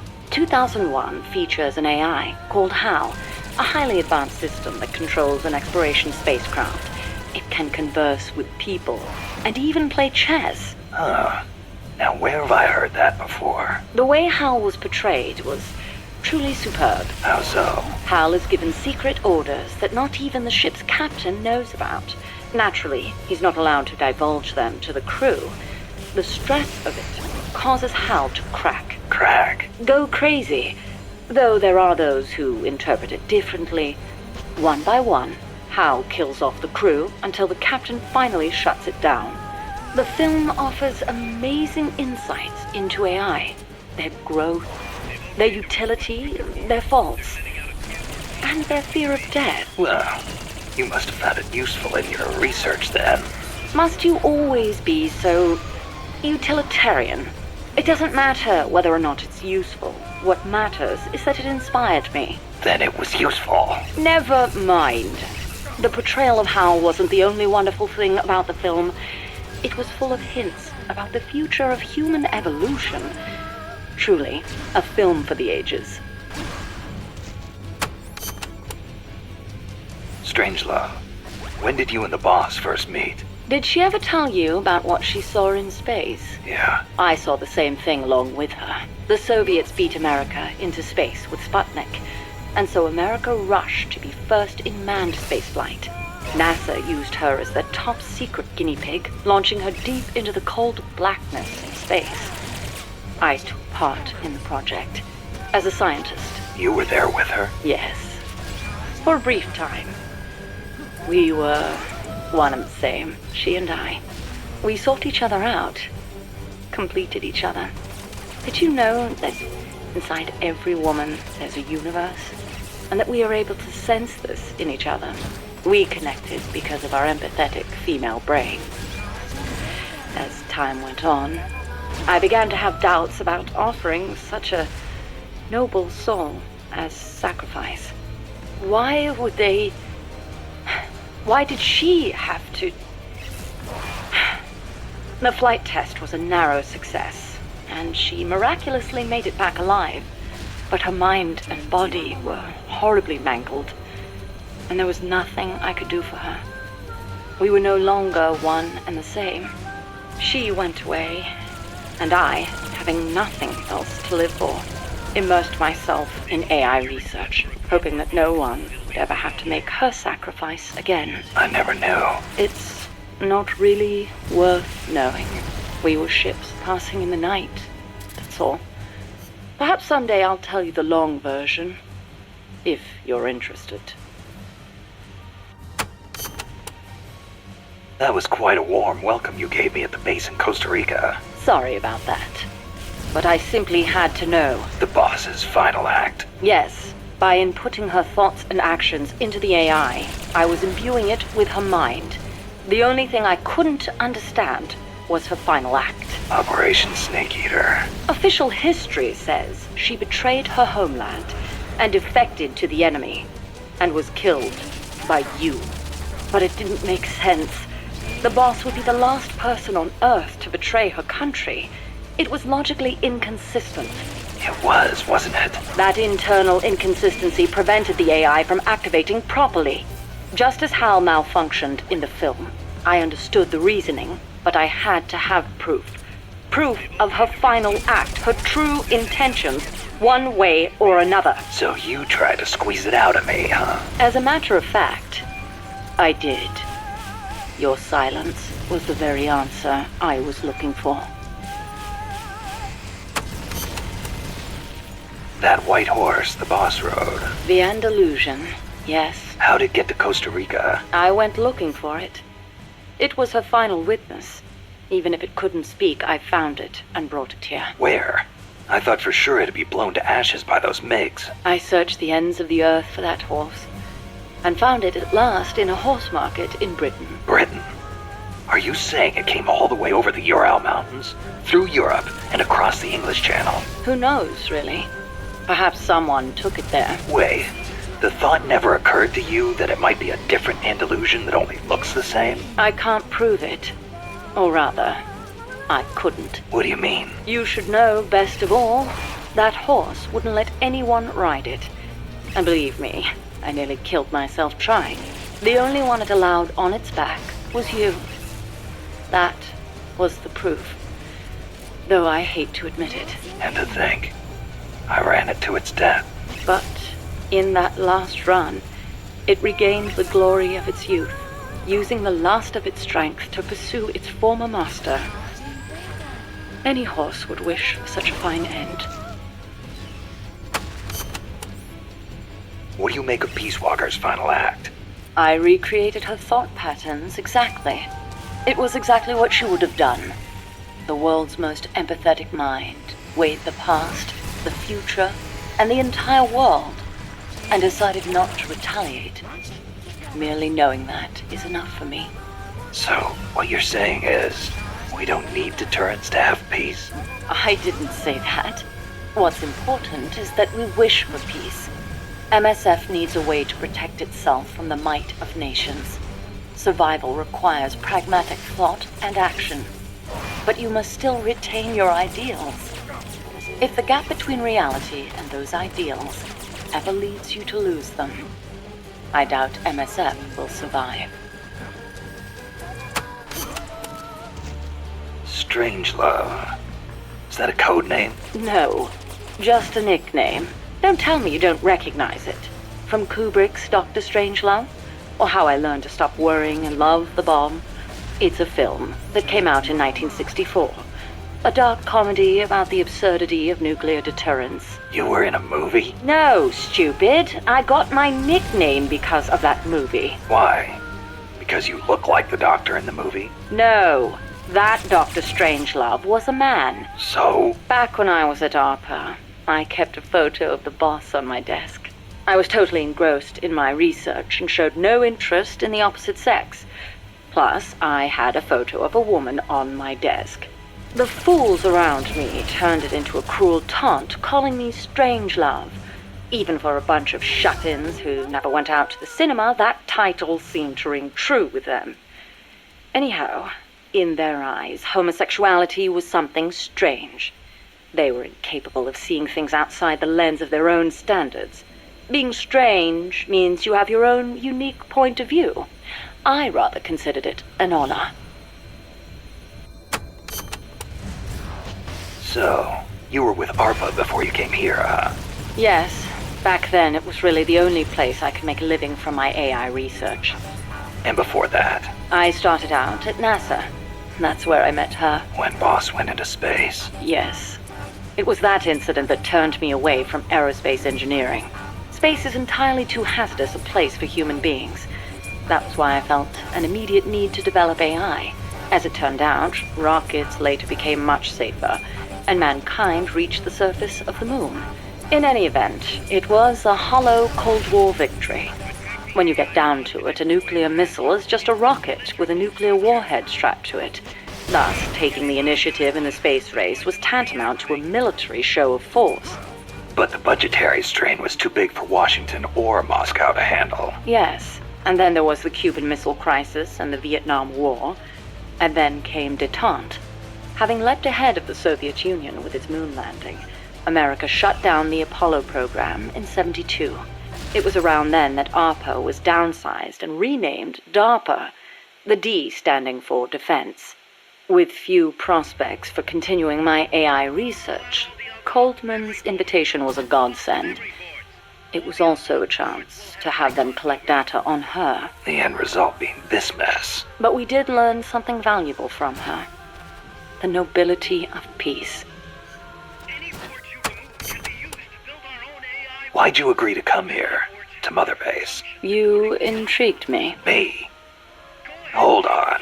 You're not planning on modeling your next AI after me. Not a bad idea, but I have no intention of ever again attempting to transplant human thought into machines. Oh, that's a relief. You are the man who inherited the boss's will. You're gathering people around you, even now, shaping them, building a new organization. I'd like to see how it turns out. You're not planning to go back to AI research? I never said such a thing. Of course my work will continue. Here? In my eyes, the growth of MSF as an organization is analogous to the development of the nervous system.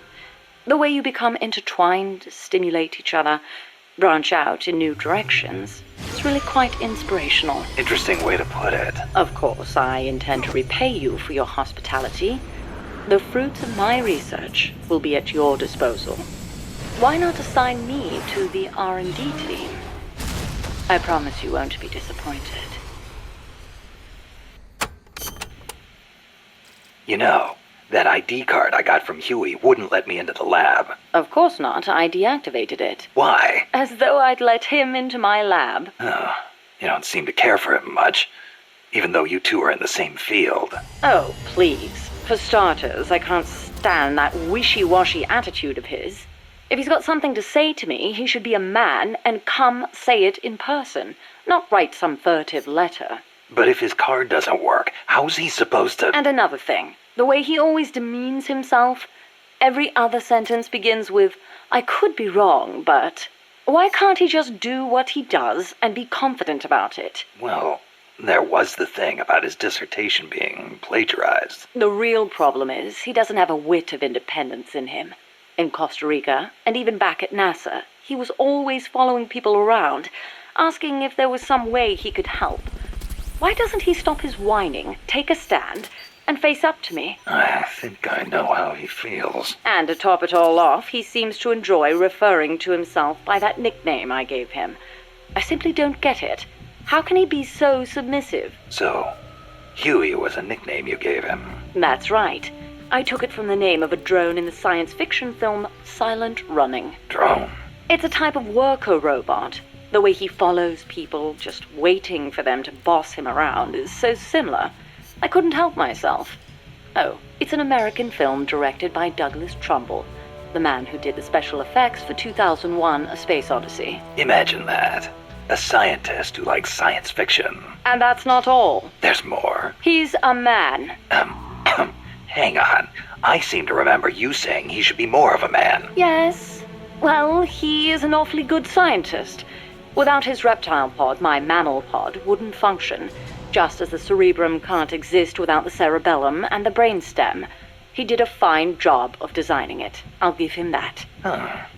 That sounded suspiciously like praise. It's merely an objective observation. I like people who possess the will to move forward. I have no time for those who refuse to take control of their lives. Until he does, my opinion remains the same. Cecile, what's that machine you said you used to make those recordings of yours? Cassette, something or other.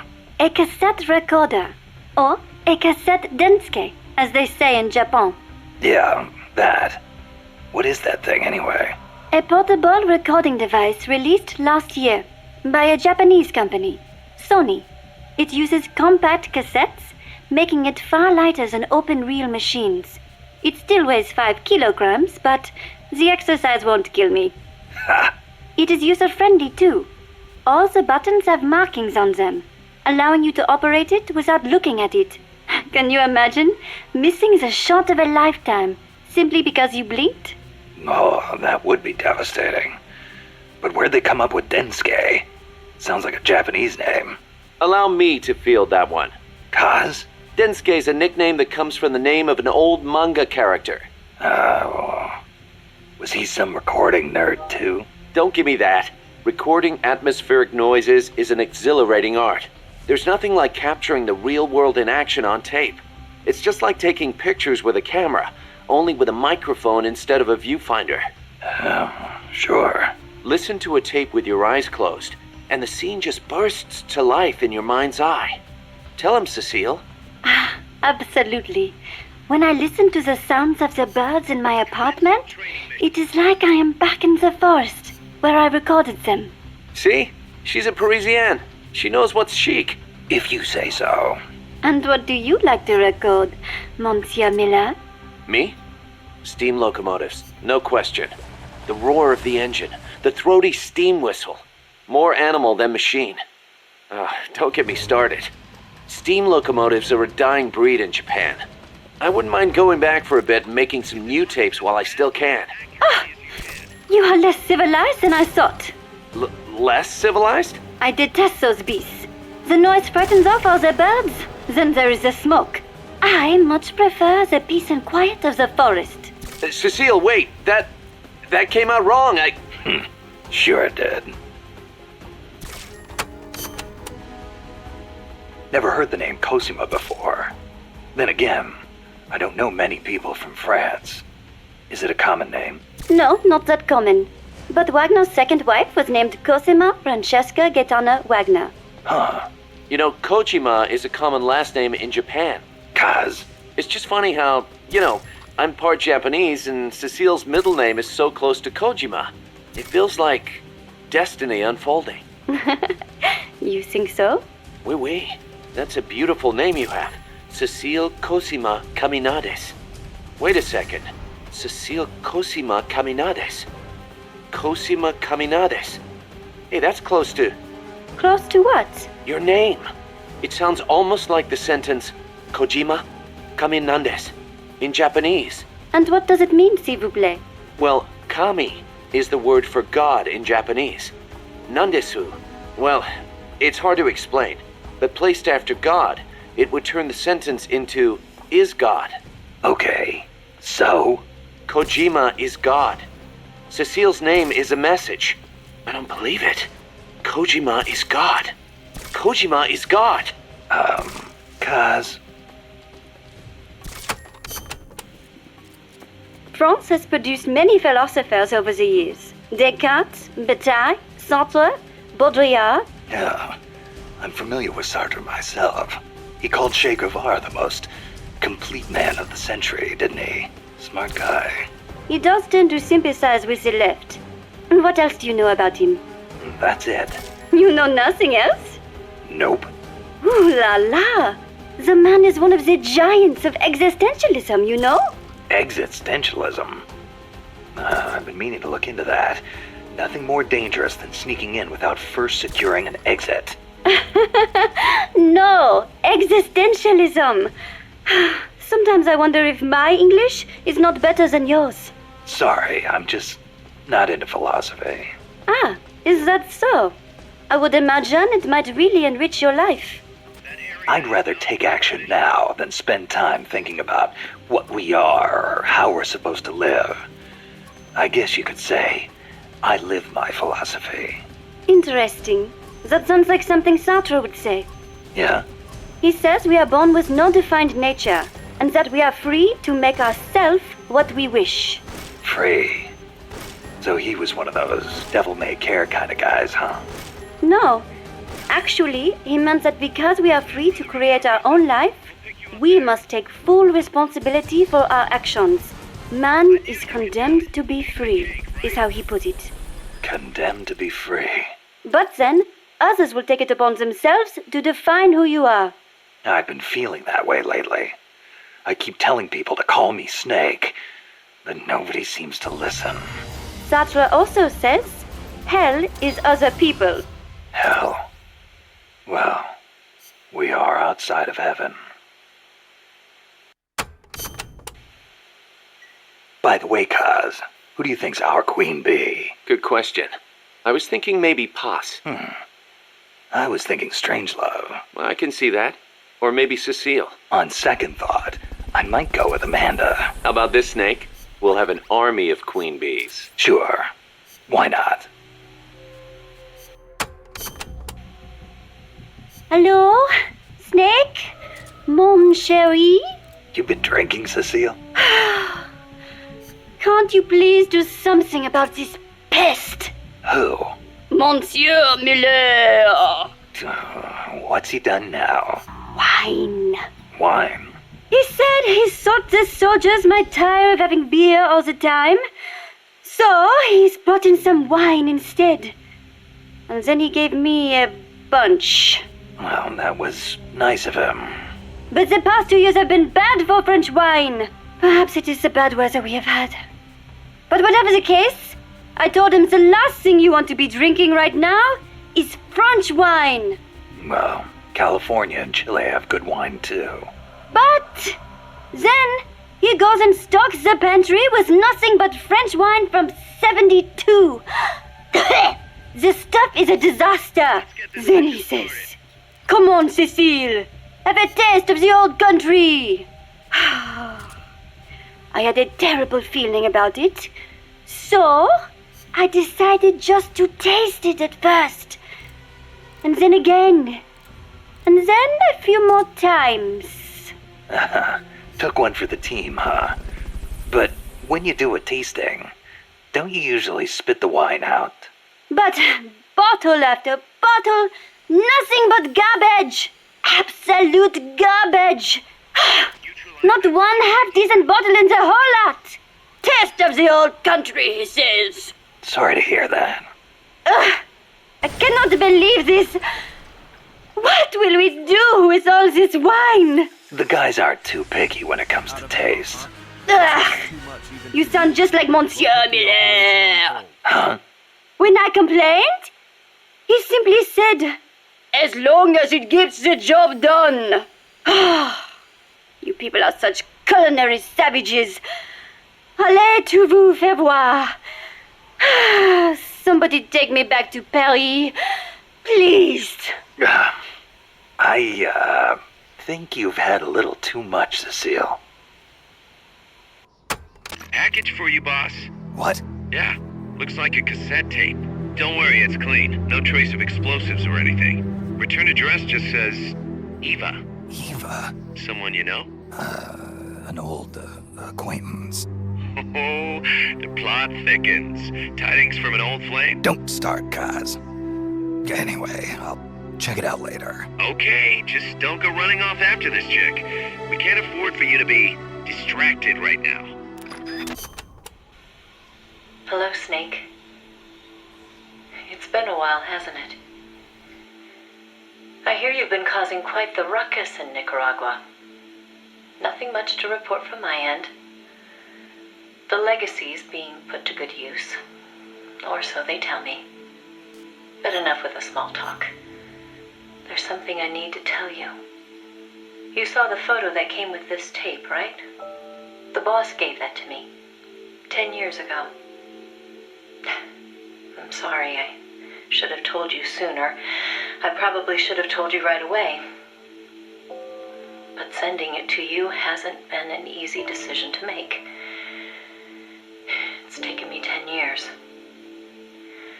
Once you've heard what I have to say, you'll understand why. That photo belonged to her. I know what you're thinking. What does she have to do with this? You've probably seen it 100 times in the press already. Obviously, it's of the Mercury 7, the first group of American astronauts, the heroes of Project Mercury. But there were actually 8 people in that photo. One of them was edited out, erased, without a trace. That 8th astronaut, the one airbrushed out of existence, that was her, Snake. Now, why did they need to keep her existence a secret? What were they trying to hide? The answer goes back even further. 17 years ago. It was the height of the Cold War. The Eastern and Western blocs were racing to develop space technology to match their nuclear arsenals. In 1957, the Soviet Union launched Sputnik 1, the first artificial satellite. The Americans were stunned. They'd been led to believe their country led the world in science and technology. That shock quickly turned into fear. If the Russians had the know-how to launch a satellite into space, they could use it to launch a nuclear missile, too. Frantic, the U.S. threw everything it had into the space race. The following year, the Army succeeded in launching the first American satellite, Explorer 1. The National Aeronautics and Space Administration was established that fall, and Project Mercury with it. The goal was to send a man into space. 7 men were chosen as pilot candidates. The media dubbed them the Mercury 7. They were immediately hailed as national heroes, icons of Western space exploration. But after Explorer, America suffered a series of failed rocket launches. Desperate, the government made a fateful decision. Unable to wait for its space program to mature, they'd steal the Soviets' technology, at the same time sabotaging their space program. You know better than anyone how hard a mission that was. The Soviet space program was shrouded in secrecy. Recovering that information would be no easy task. Using the help of an insider, they'd insert a sleeper agent into the research institute, or else recruit one of those insiders to do the job for them. And, if necessary, the mission leader would have to go in and sort things out themselves. Someone was needed with experience, knowledge, and superior intuition.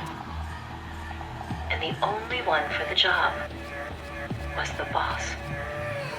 The president himself asked for her by name. He needed someone who could be trusted with the fate of a nation. Who else to turn to but the hero of the Second World War? It was June 1959. So you see, Snake, that's why she left. That was the top secret mission that took her from you. But her selection ruffled a few CIA feathers. They didn't appreciate the president going over their head like that. The mission was tough enough already, and now the CIA was dragging its feet. She couldn't get anything out of them. No manpower, no information. Left to her own devices, the boss made a decision she knew would come back to haunt her. She decided to tap into the Philosopher's Network. And that's when the wheels of fate began to turn.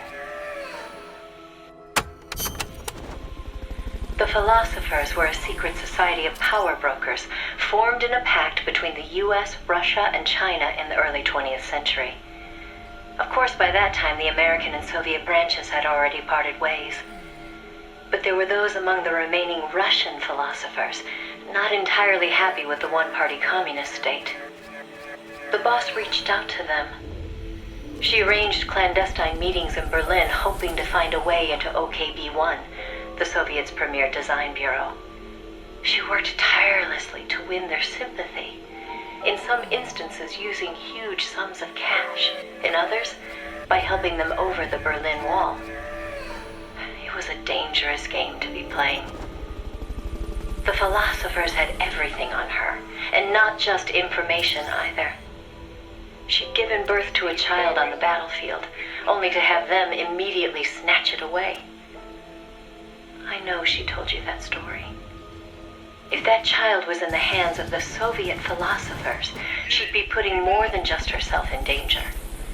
But she did what she had to do. At the time, the Soviet Union was believed to have an arsenal of missiles far greater than that of the United States. If that proved to be the case, Moscow would be free from the yoke of nuclear deterrence, raising the possibility that the Soviets might actually launch nukes if they felt it necessary. As you know, the so-called missile gap turned out to be a Soviet bluff. Moscow had gone to incredible lengths to perpetuate the lie. In fact, the whole space race was really just a part of an elaborate ruse. Only we didn't know that at the time. She used to joke that even she swallowed the whole missile gap story, hook, line, and sinker. She put her life on the line for the sake of her country, to prevent nuclear war. And it was because of her sacrificial efforts that America succeeded in placing a sleeper agent inside OKB-1. NASA began to receive huge volumes of technical data from the Soviet program. By the end of 1959, they'd succeeded in sending a chimpanzee named Sam on a ballistic rocket flight. The rocket never left the atmosphere. But all the same, it was a huge success for NASA, restoring confidence in its technology. Then, just when the operation was starting to produce results, the CIA came calling. "You're a war hero," they said. "No need for you to dirty your hands with this sort of black ops. We'll take it from here." In effect, they wanted to reap the rewards for themselves. But the boss didn't object. "My part is over," she said. "I don't care what you do with the data now." It seemed as if NASA was making great strides toward manned spaceflight, while the Russians lagged behind.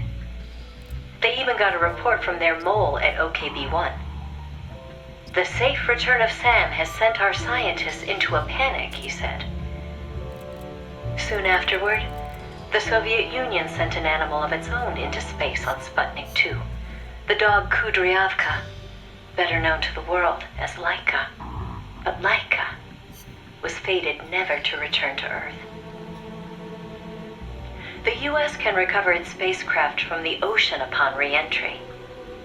But the Soviet Union only borders the frozen Arctic. They had to bring their spacecraft down on land. How could they soften the impact enough to bring a living creature back safely? The agent reported that the Soviets hadn't yet found a solution to that problem.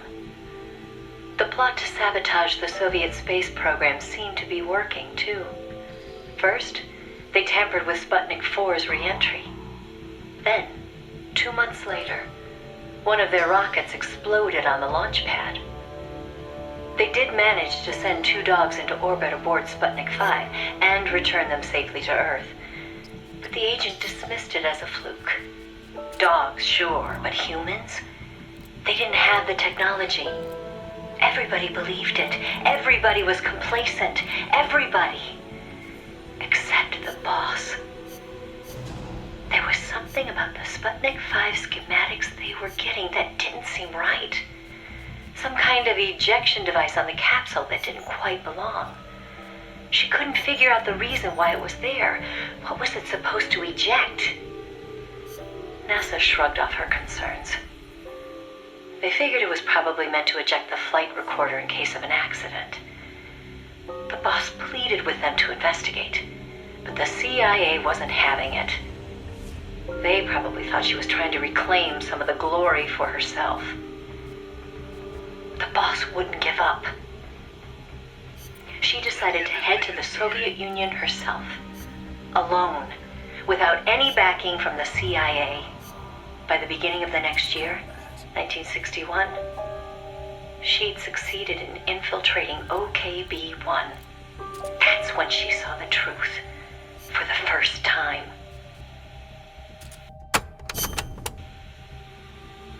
The sleeper that she'd worked so hard to place was a double agent. He'd been turned by the Soviets and was feeding the Americans lies. But what shocked the boss even more was why. The CIA's access agent had been taking a large cut of the sleeper's pay. The sleeper felt what little he was left with wasn't worth the risk. When he got a better offer from Moscow, he took it. At some point, the Americans' intelligence operation had become an open book to the Soviets. And contrary to what the sleeper had been reporting, the Soviets' manned spaceflight technology was quite advanced. It wasn't until she infiltrated OKB-1 herself that the boss learned the truth about Sputnik 5. After the spacecraft re-entered the atmosphere, it ejected the pilot, seat and all, at an altitude of 7,000 meters. It was the Soviet solution to the problem of land recovery. The mystery device attached to Sputnik 5 was for that purpose.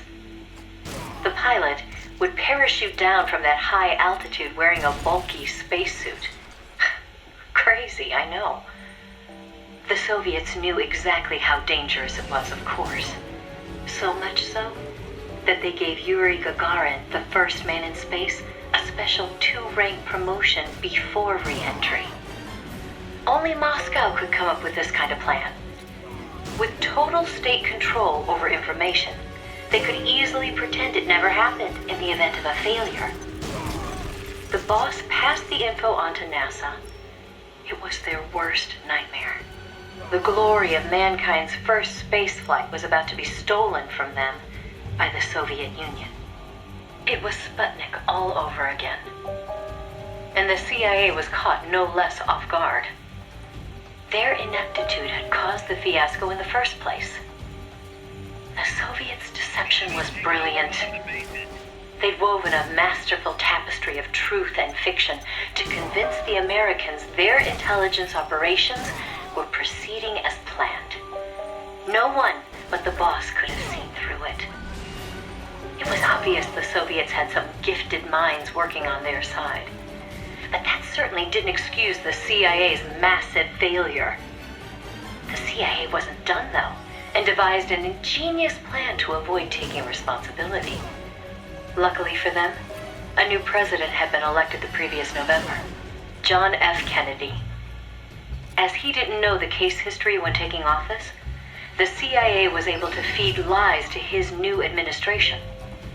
They masked their own failures, placing the blame squarely on the boss's shoulders. After all, she'd selected an unreliable sleeper. They claimed she'd failed to make use of one of the most effective means of controlling a sleeper agent's actions: holding their family hostage. The boss was well aware that would have worked. She told me so later, but she couldn't bring herself to do it. It seems clear it had to do with having her own child taken. She could never inflict the same pain on anyone else. The CIA used that against her. In his election campaign, Kennedy had vowed to close the missile gap with Moscow.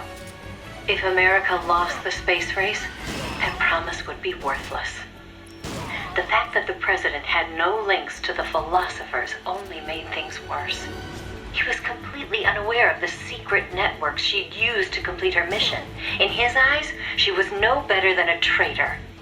The fate that awaited her was cruel beyond belief. The order came down from above. The boss would take the official blame for the sleeper's betrayal. More so, she'd serve as the guinea pig for NASA's manned spaceflight program. By then, NASA had gotten as far as sending a chimp named Ham into space. Now came a whole battery of ground tests to pave the way for a human to take its place. High-G tests, zero-G tests, spacesuit tests, simulations in pressurized oxygen environments. Some of the tests were highly dangerous, too dangerous for the Mercury 7, who were by then already media darlings. So the boss was made to stand in for them. She could have refused the order, argued her side of the story against the CIA, but she didn't. The way she saw it, her military experience made her a potentially valuable asset to those tests. She felt it was her duty to accept. She soon proved herself right. The boss was more than just a guinea pig. She drew on her experience to give the staff focused advice exactly where it was needed. NASA's space program took off again. At the rate they were going, putting a man in space seemed within reach. The higher-ups at NASA were impressed with her talents. They took to calling her the 8th astronaut, the Mercury Lady. The photo I sent you was taken around that time. I suppose maybe they were planning to use it as propaganda, the world's first female astronaut.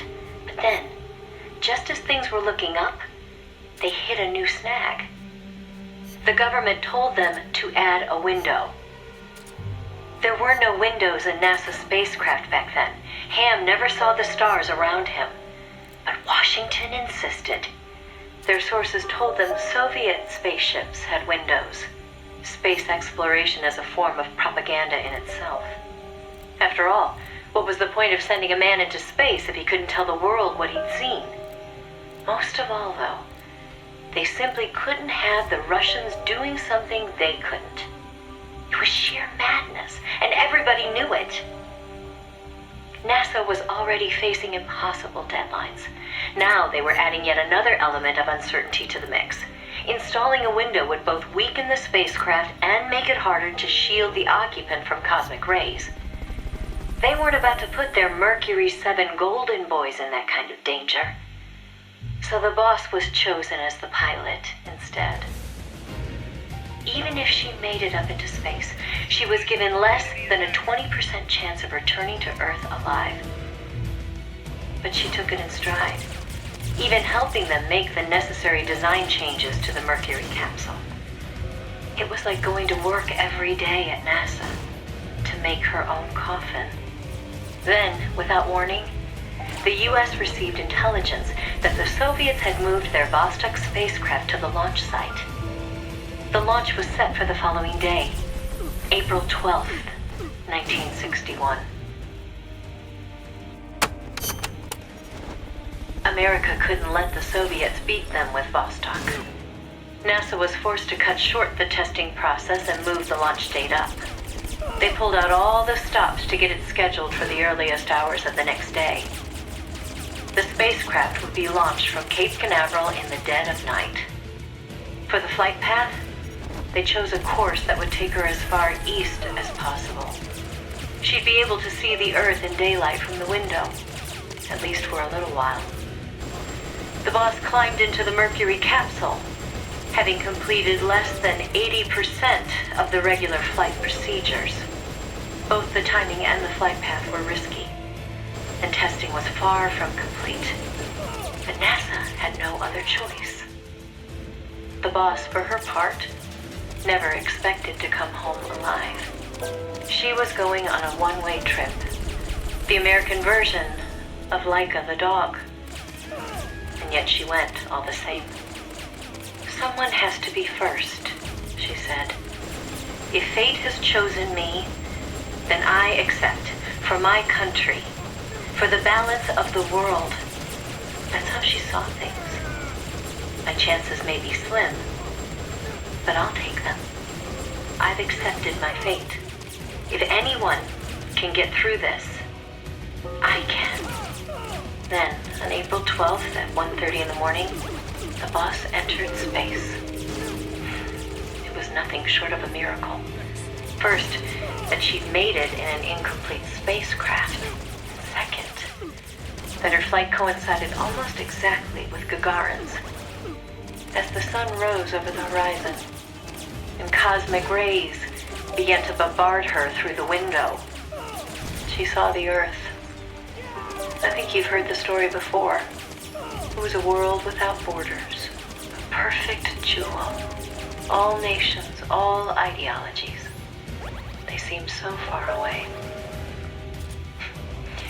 It almost made her laugh, knowing that they'd risked so much to beat the Soviets by a few short minutes. If she'd seen Vostok from her window, she probably would have waved. But the two spacecraft were destined for very different fates. Gagarin circled the Earth and returned to the Soviet Union, safe and sound. The Mercury capsule, on the other hand, deviated from its planned re-entry angle. The addition of a window had thrown the capsule's aerodynamics off balance. The boss's coffin veered wildly off course and began to plunge earthward. The course deviation caused the capsule to miss its splashdown point by a wide margin. It didn't have enough time to decelerate before crashing into the sea. The force of the impact shattered the spacecraft before it started to sink like a stone. The boss used the last of her strength to escape to the surface. Her body was covered in bruises and scorched by radiation. It was a miracle she was still alive. She slipped into a coma and didn't regain consciousness for 6 months. To some, what was worst of all was that she had lost the space race to Gagarin by only a few minutes. That aside, it should have been a proud day for America. Its first manned spaceflight. Sadly, her accomplishment was kept out of the history books. An attempt to save face by Washington. In contrast to Gagarin's orbital flight, America had only managed a ballistic trajectory. Her flight time was much shorter, too. And most importantly, the Soviets had brought back both spacecraft and pilot safely. NASA couldn't even conjure up a half-hearted tale of heroic survival. The coup de grace, though, was the Soviet propaganda campaign that kicked into gear after the flight. The Earth was blue. Those were the words of Gagarin on his return, and the whole world was listening. In the blink of an eye, Gagarin was an international celebrity, earning accolades from every corner. It was a PR coup for the Soviet Union. Meanwhile, Washington could only grit its teeth in silence. They decided there was no value in making the boss's flight public, that it would only make matters worse. So they buried it instead, labeling it a dark mission. NASA and the CIA did everything in their power to erase all traces of the boss from Project Mercury. The result was the photo you see before you. Not a bad job, huh? Not only did they expunge her flight from the records, they denied that she ever existed. And that wasn't the end of it. As an alibi, the military claimed she'd taken part in the CIA's botched Bay of Pigs plot to take back Cuba. And when the boss was finally well enough to return to service, they wouldn't take her back. She was forced to go underground. In the public eye, the boss was still a hero of World War II. In reality, though, she was anything but that. She was a non-person, fit only for the blackest of black ops. In effect, she may as well have been dead. Gagarin went on a worldwide tour in front of millions of adoring fans. The boss, meanwhile, was a walking secret, unable to breathe a word about her experience.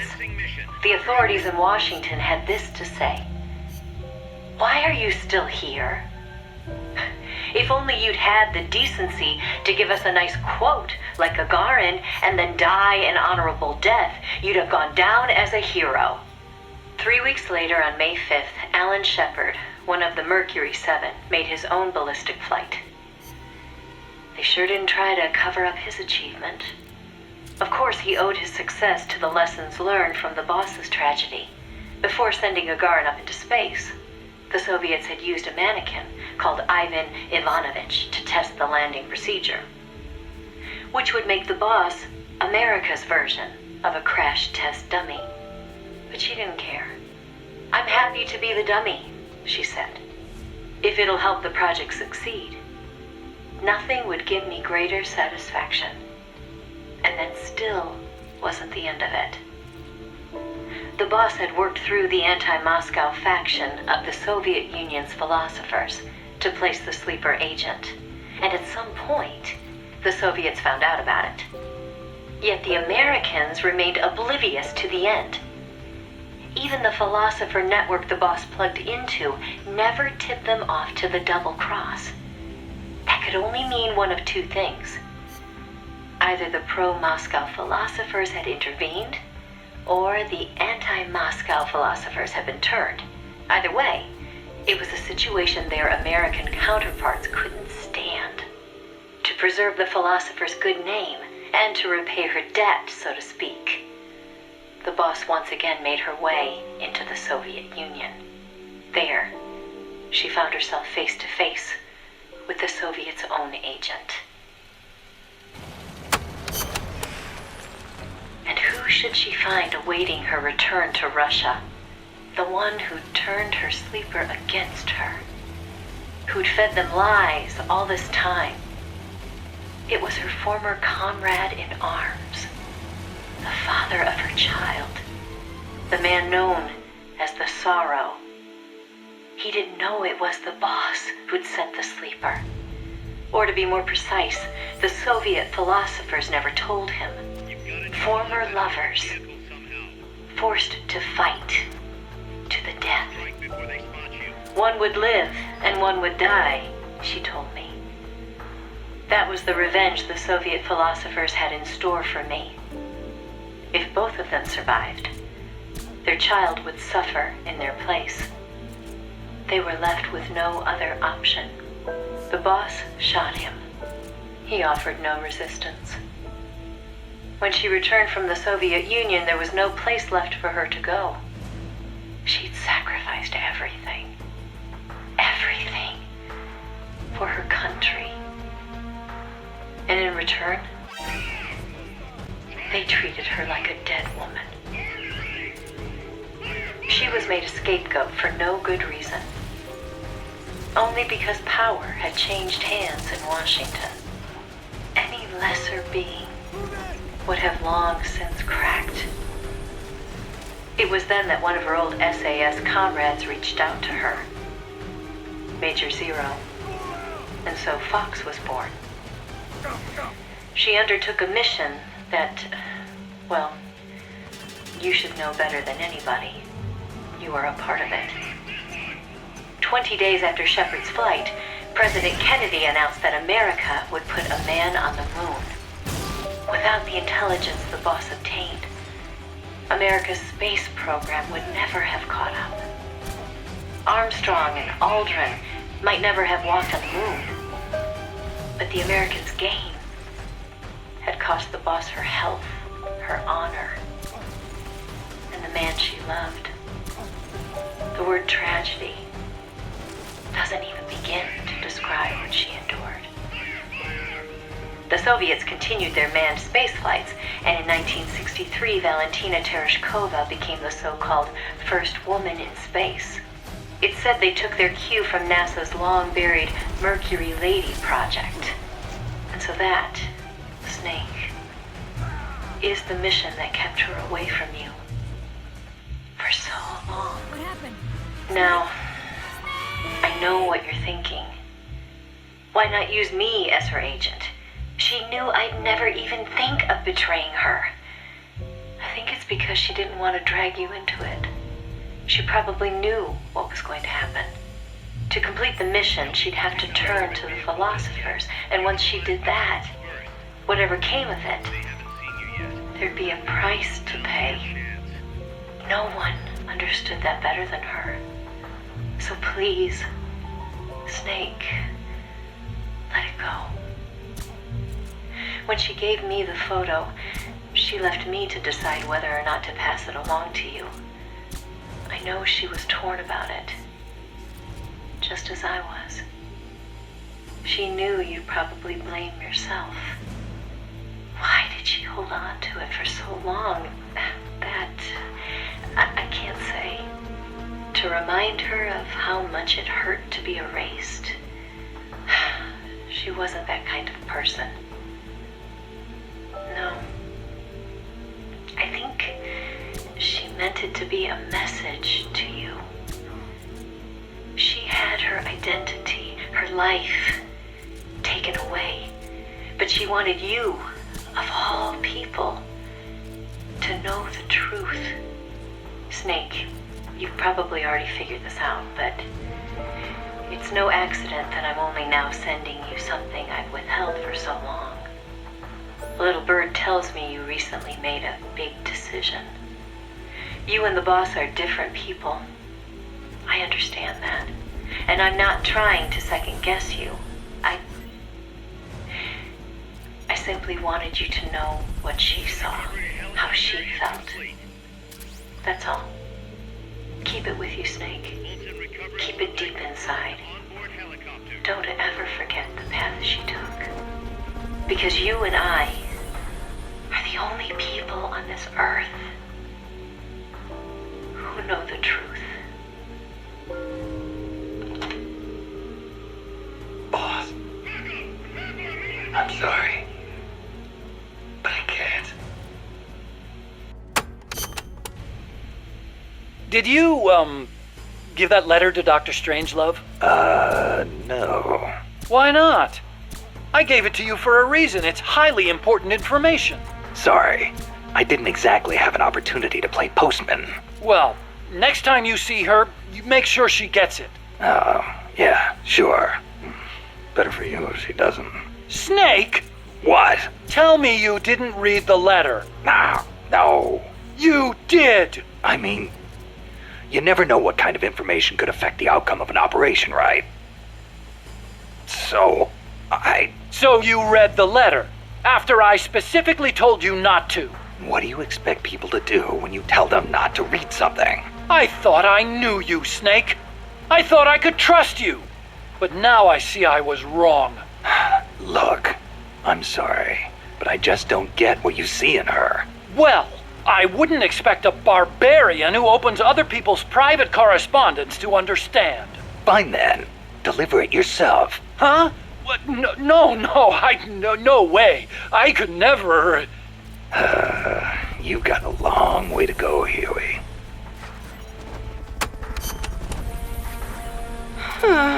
Hey, what's with all this sighing? You're not your usual self. Oh, Snake. Something on your mind? Huh? No, not really. I guess... Hey, Snake. Girls are funny, you know? You can never tell what they're thinking. They're always doing their own thing. Maybe they really are different from us men. Whoa, what's this about now? Chico, do you have a crush on somebody? No, It's not that. I just... What? Go ahead, you can talk to me. Whenever I talk to Paz, my heart starts pounding and everything I say comes out wrong. Paz? I guess she is pretty close to your age. That ever happened to you, Snake? Well, sure. Happens to everybody. Well, how do I talk to her? That is a tough one. Why don't you try, talking to her like you talk to everybody else? No, it doesn't work. I freeze up every time I'm around her. Our eyes meet and my face starts burning for some reason. It's like living on the battlefield. You just have to get used to it. You're nervous at first, but the more you're out there, the more natural it feels. Get your courage up and go talk to her more often. Oh, okay. Man, girls are more full of mysteries than UMAs. Oh, you got that right.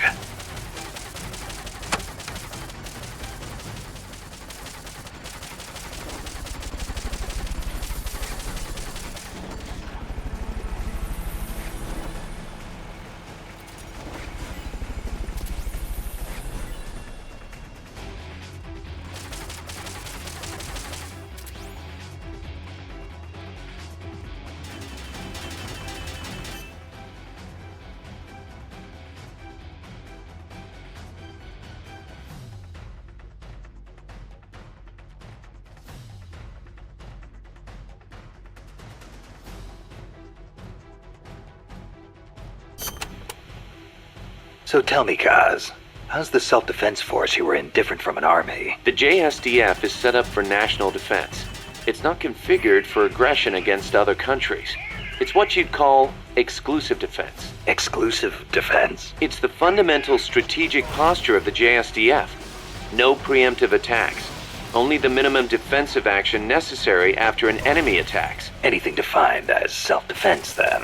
The JSDF originated as the National Police Reserve. Back then, American forces stationed in Japan were being sent over to fight in the Korean War. So in a sense, the NPR was filling a gap. Police, huh? Reminds me of the Costa Rican Civil Guard. Yeah, exactly. They're also dispatched to provide disaster relief. The year before I joined, they had a hell of a time trying to rescue some buses that got hit by landslides. So why'd you quit the JSDF? Because I didn't have a reason to be in Japan anymore. A reason? My mom had died 3 years earlier, so I didn't have to care for her anymore. With her gone, there was no point hanging around in Japan. Yeah, but a man with your talents could have risen pretty high in the ranks, I imagine. I don't know what they made of me. Could be it actually alienated me from the brass. And personally, I could never get used to the idea of exclusive defense. Meaning? On a strategic level, I can see how a country could go with the exclusive defense model used by the JSDF. And I've got nothing against my fellow soldiers who believe in it. On a tactical level, though, it just rubbed me the wrong way. To put it simply, I was itching for a real fight. I figured. And I felt as long as I was in the JSDF, I'd never be able to stand shoulder to shoulder with my father, who was in the US Army. Seeing Yukio Mishima's suicide didn't help either. Yukio Mishima. The guy who wrote The Temple of the Golden Pavilion. The way he questioned the status quo hit home with me. Not that I admired his vision or anything, but it did get me thinking, that's for sure. March 10th, 1945. 381,300 cluster bombs were dropped on Tokyo. Japanese houses at the time were almost all made of wood. In that single day, a third of Tokyo burned to the ground. My mom lost her family and home in that raid. She had to move to Yokosuka and live with her cousin. The B-29s kept on coming, razing other major cities throughout Japan without mercy. Then, in August, they dropped atomic bombs on Hiroshima and Nagasaki, and Japan surrendered to the United States at last. After that, Yokosuka was flooded with American soldiers come to occupy the country. My mother was still in her mid-teens, and she learned from her cousin how to survive in that town, by servicing the troops. That's how she met my father, and how I was born. My father was an officer serving with the government section of Allied GHQ under General Whitney. Whitney was known as MacArthur's shadow, and my father rode his coattails to a pretty high rank. While he was in Japan, he treated my mom like a wife. After he went back to the States, though, she never heard from him. I wasn't born until after he went back. My mom raised me as a single mother. She used the money my father left her to open a shop selling cigarettes and stuff to occupation troops. It was a decent living, but I didn't have citizenship. They're working to change the law now, but back then if your father was unknown, you couldn't get onto the Japanese family register. And in Japan, that means you can't be Japanese. So as I watched the American soldiers around town, I said to myself, I'm a son of America, the victor. My hair and eyes were different from the skinny, downtrodden Japanese around me. I told myself I'd leave this country someday and return to my true homeland. When I was around 10 years old, my mom fell ill, pretty much leaving me to run the shop in her place. One day I found a single picture of my father in the back of a drawer in the shop. I'd show it to the American soldiers who came into the store. A few years went by before one of them told me who he was. I know him, that's Miller. I started asking other guys, do you know where Miller is now? Can anybody tell me where Colonel Miller is now? Turns out he'd left the service and was making a living as an instructor for soldiers in Virginia. It was one of his students who finally told me that. I wrote him a letter in English. I'm your son. I want to go to the United States. Day after day I waited. And just when I was about to give up, the post office delivered my future to the door. My father sent me some money. I thought my dream was going to come true. I was only thinking of myself. So I went to my bedridden mother and convinced her to let me go. My father arranged for a car to pick me up. It was jet black. When the neighborhood kids who'd always made fun of my hair saw it, their jaws practically hit the ground. I put my mom in a hospital and went on my own to America. When I met my father for the first time, he was living alone in a big house. He told me he'd lost his son, his American son, in Vietnam. He showed me a picture of my older brother. I guess that and his divorce left my father feeling lonely, which is probably why he finally took an interest in me. He'd retired from teaching. He was stooped over, could hardly walk, but he gave me two things: the name Miller and money for school. I used it to learn English and then go to college. America was exhausted from years of fighting in Vietnam. They were waging war in a foreign land, while at home, people were screaming for peace. Right after I graduated, I went back to Japan, alone. My father refused to see my mom. It was the first time I'd seen her in years, and she wouldn't even look at me. At first, I thought she was mad at me, but that wasn't it. Disease had taken her mind. A disease she got while she was young and desperate. She didn't even know who I was. I said, Mom, it's me, Kazuhira. As I spoke, the sound of my own voice rang in my ears. Katsuhira, the name my mom gave me. It means peace in Japanese. I was Japanese. At least, I was the son of this tiny Japanese woman. It was then, for the first time, that I understood the reason, the emotion that inspired my mother to give me that name. She'd watched her hometown and family go up in flames.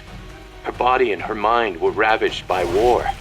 And yet she chose to have a child named Peace, with a man who was once her enemy. Japan lost the war. But what good is war as a measure of a country? Since the war and up until the oil shock last year, Japan's economy has grown every single year. It's on its way to becoming a stronger country than ever. I stayed in Japan and joined the JSDF. I was 22 at the time. I did it to pay our bills. But it wasn't just that.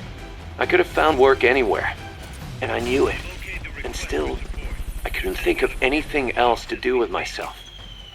2 years later, I didn't have to worry about Mom's hospital bills anymore.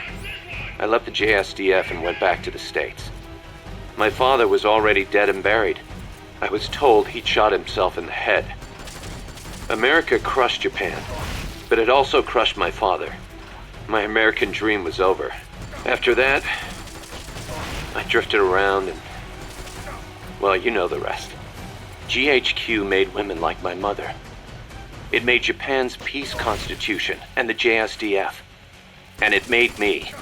I was spawned by war, but I don't want to die in one. I won't die for a country, and I won't live like a pauper. I won't have my fate decided by some family register. So as long as I stick with you, boss, I've got a good feeling none of that will happen. Life's funny sometimes, isn't it? What brought that on? We first met as enemies on the battlefield, and now here we are fighting side by side. You mean Columbia? Yeah, after I quit the JSDF. I made my way there and got myself a position as a drill sergeant for a band of revolutionaries, despite the fact that I'd never seen a day of combat. I see you had the gift for talking business in Spanish even back then. Oh, come on, stop it. You're making me blush. Unlucky for me, though, you were in the service of the Colombian Army. I remember it like it was yesterday. It all happened in an instant. You guys ambushed us, and half my unit was taken out. My mind went totally blank. I couldn't keep it together. My whole unit was wiped out, and I was left half dead from a bomb blast. Then, as I was leaving, you yelled out at me. I came all the way from Japan to be here. My place is on the battlefield. Then you asked for my help, saying, I want to be the one to end it. I remember being surprised that there were still samurai in Japan. You guys came over to me. I had a grenade hidden under me, but even then you were too fast. The second I pulled the pin, you grabbed the hand I was using to hold the grenade with both palms. I didn't want it to go off. I'd heard samurai were a proud bunch. I wanted to know why one of them would stoop so low as to try to take his opponent with him. And I said, I'll never lose again. We'll never lose again. Yeah. We'll do whatever it takes, but we'll never be beaten again. Then, I passed out from the blood loss. When I woke up, I was in your camp's infirmary, stuck full of tubes. Why'd you save me? Your enemy after I tried to kill you.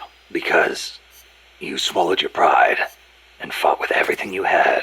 I just didn't want to lose. You found a way to fight back, even in the face of death, even when you knew you were going to die. That's the mark of a true warrior. It's not about gain and loss, or victory and defeat. I looked at the way you lived your life and saw the path I needed to take as a warrior. Wow, I never knew that. And that's why you... I realized then that the battlefield doesn't only divide people into allies and enemies. Sometimes it tells you more than just who's an ally or who's an enemy. Sometimes it helps reveal your true comrades. Like you and me, huh? That's right. And 2 years later, here we are. Snake, about cardboard boxes. It feels kind of weird me explaining this stuff to you, but there have been a few recent developments in cardboard box technology. So just to be safe, here goes. Go on. You can do much more with a box than just hide under it. You can put it someplace and leave it there. Huh? You can get on top of it and use it to reach high places, or hide from the enemy in its shadow. I like what I'm hearing so far. And that's not all. You can even put items in it and send them to co-op's teammates. Really? I never thought of any of that. Damn. Is there anything a cardboard box can't do? Every soldier should have one. Yeah, well, don't get too excited. This isn't exactly what they were made for. Which reminds me, don't you think the boxes around here are a little on the big side? You're right. I bet 2 people could fit under one box, if they packed in tight enough. They call them love boxes. Love boxes? Of course, you don't need a love box to fit 2 people inside. Any box of similar size will do. Snake, the R&D team came up with something new. What's this? It's a cardboard tank. It's got enough room for 2 people, same as any other cardboard box. Apparently the guy in front drives, and the guy in back is the gunner. Hold on, Kaz. Who the hell came up with this thing? I'm sorry, boss. He meant well, I swear.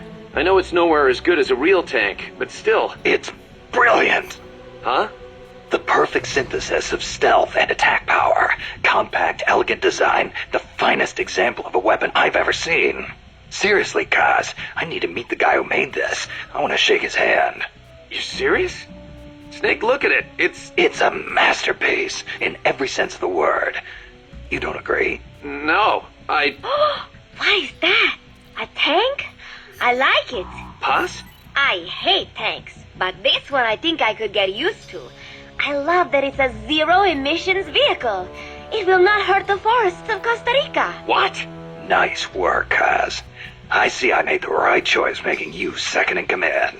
But is there something wrong with me? Snake, about that cassette player Galvez was carrying. What about it? That was no Russian imitation. It was the real deal. A prototype developed by a Japanese company. Get out of here. It's true. It had the Sony logo on it. The product name is Walkman. Walkman. It's a revolutionary new concept. Music you can listen to on the go. You can take it with you when you leave the house. I gave it a listen, and you wouldn't believe how good the sound quality is for something so tiny. And in stereo, too. Think of the technology that must have gone into it. And that tape is equally amazing. The treble range is clearly superior to any other cassette ever made. Stylish, too.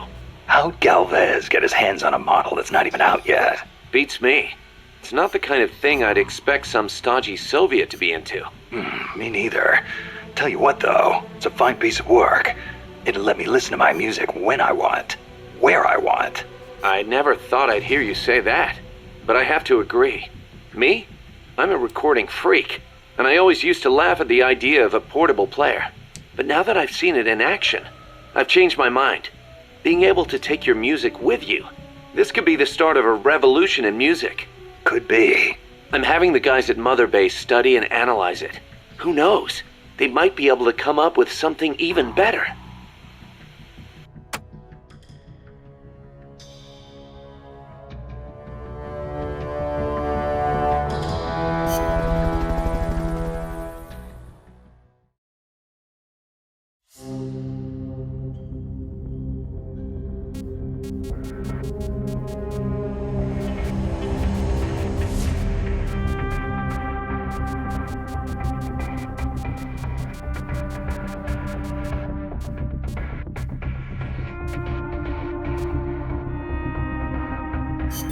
Target practice.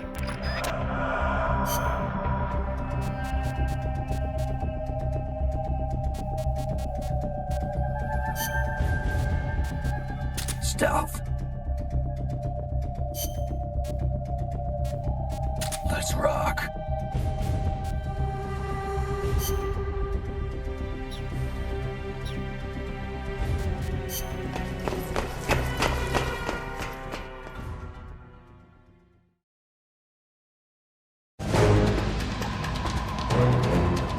This is a time attack. Hit the targets and keep moving. Hit the last target before time runs out to complete the mission.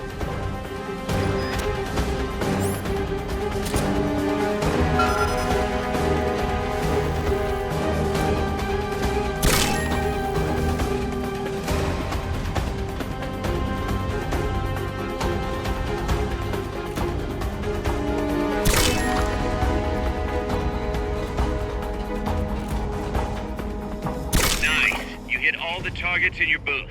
Move on to the next one.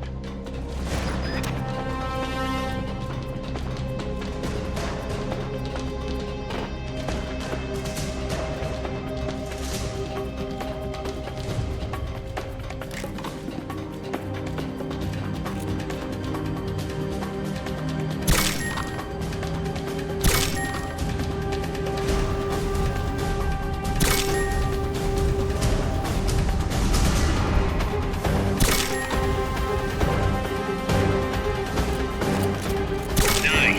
You hit all the targets in your booth. Move on to the next one.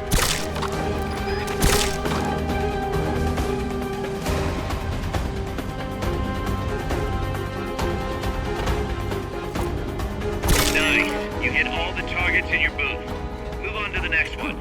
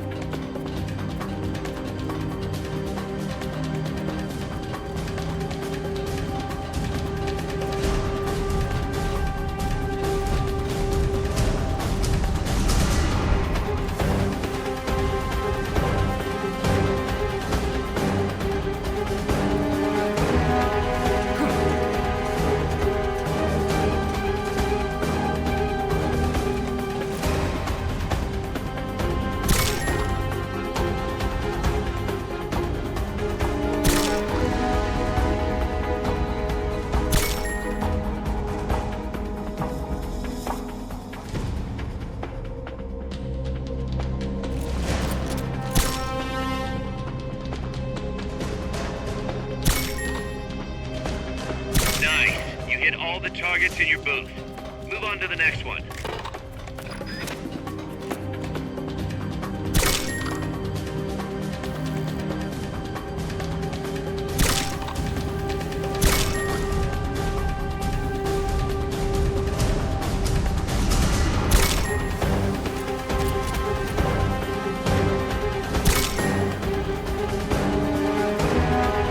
Nice. You hit all the targets in your booth. Move on to the next one.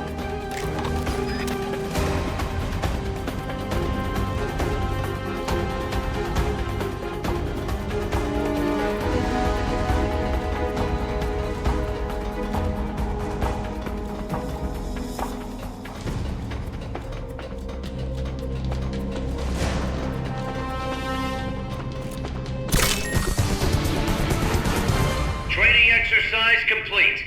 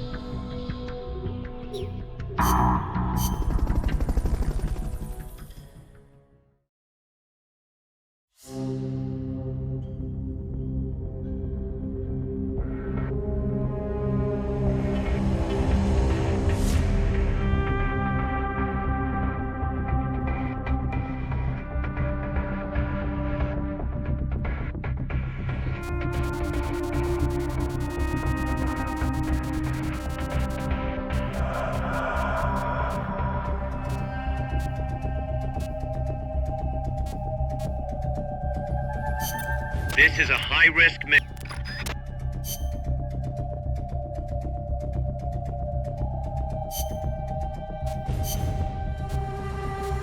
Combat.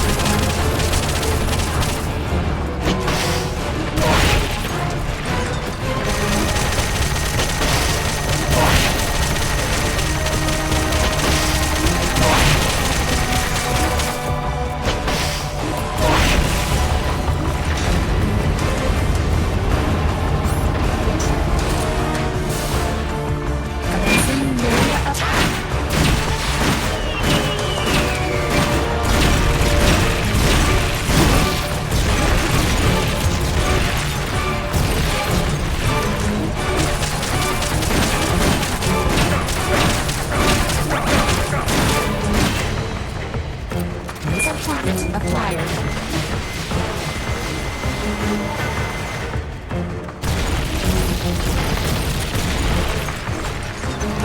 They've okayed your request for a cardboard box. It'll be sent out shortly.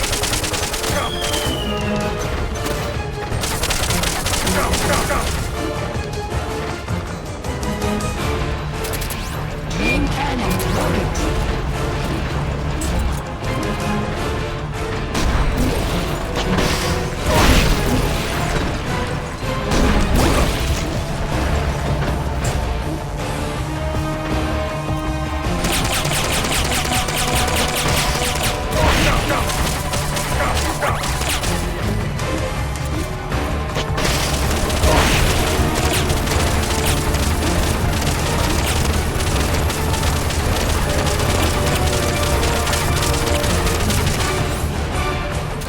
They've okayed the request for support.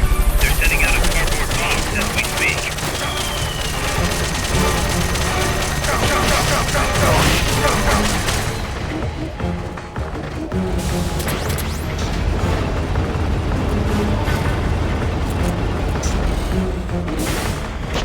Commencing area attack.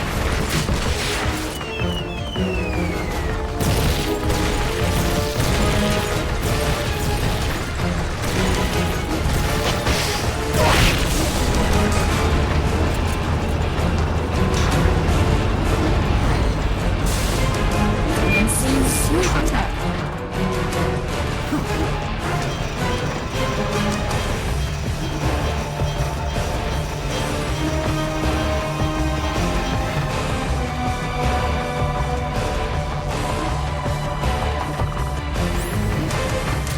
They've okayed your request for a cardboard box. It'll be sent out shortly.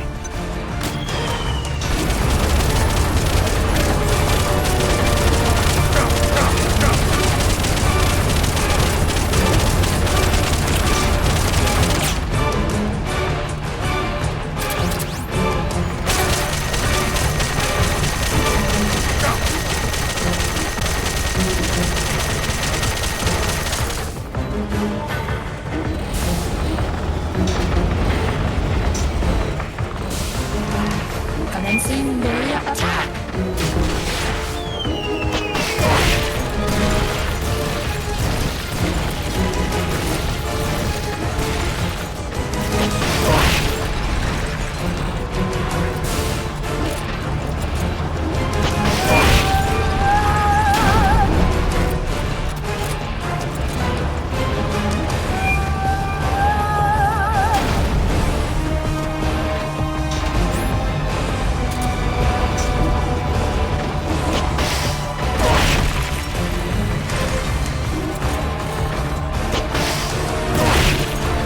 Target acquired.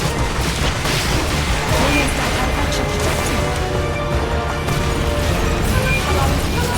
They've okayed the request for support. They're sending out a cardboard box as we speak.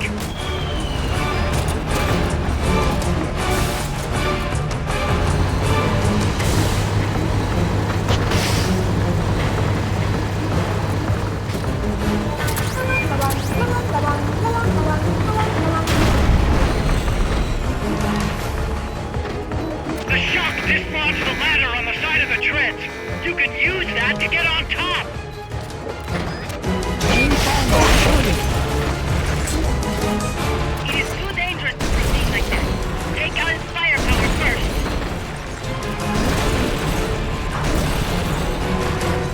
See the ladder on the turret?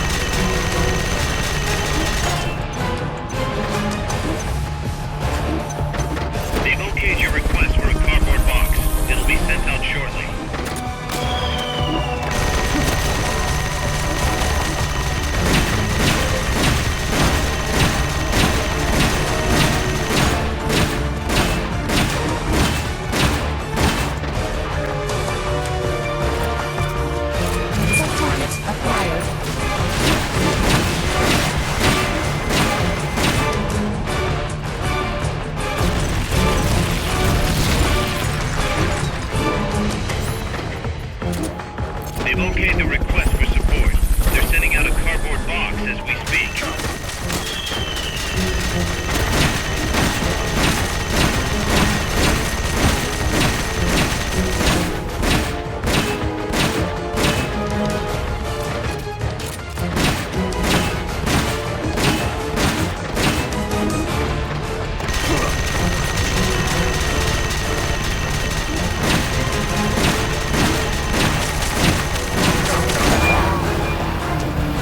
Attack the AI pod to destroy its hatch. It's the cylindrical structure.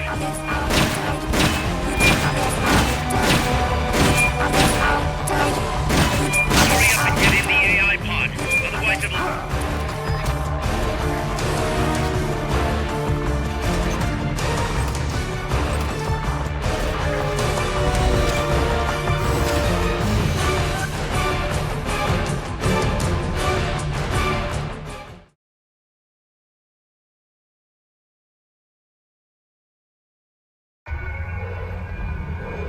Pull out all the unlocked memory boards.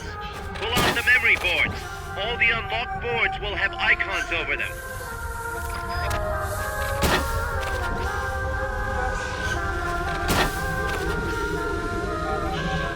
Any boards you remove can be used to build our own AI weapon. Memory boards have different functions according to the icons displayed over them. Go ahead and take whichever ones you want. If you attack parts on the exterior of the machine, the memory boards that control those parts should light up. You can tell what a memory board does by looking at its color when it lights up.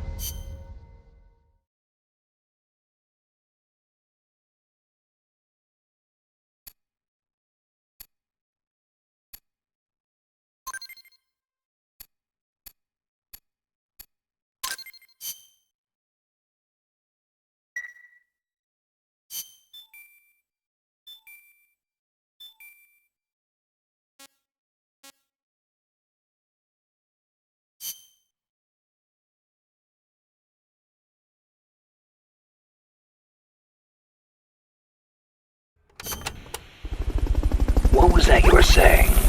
Peace is not the natural state of men. You said you learned it in school. That is right. They are the words of the German philosopher Immanuel Kant. In 1795,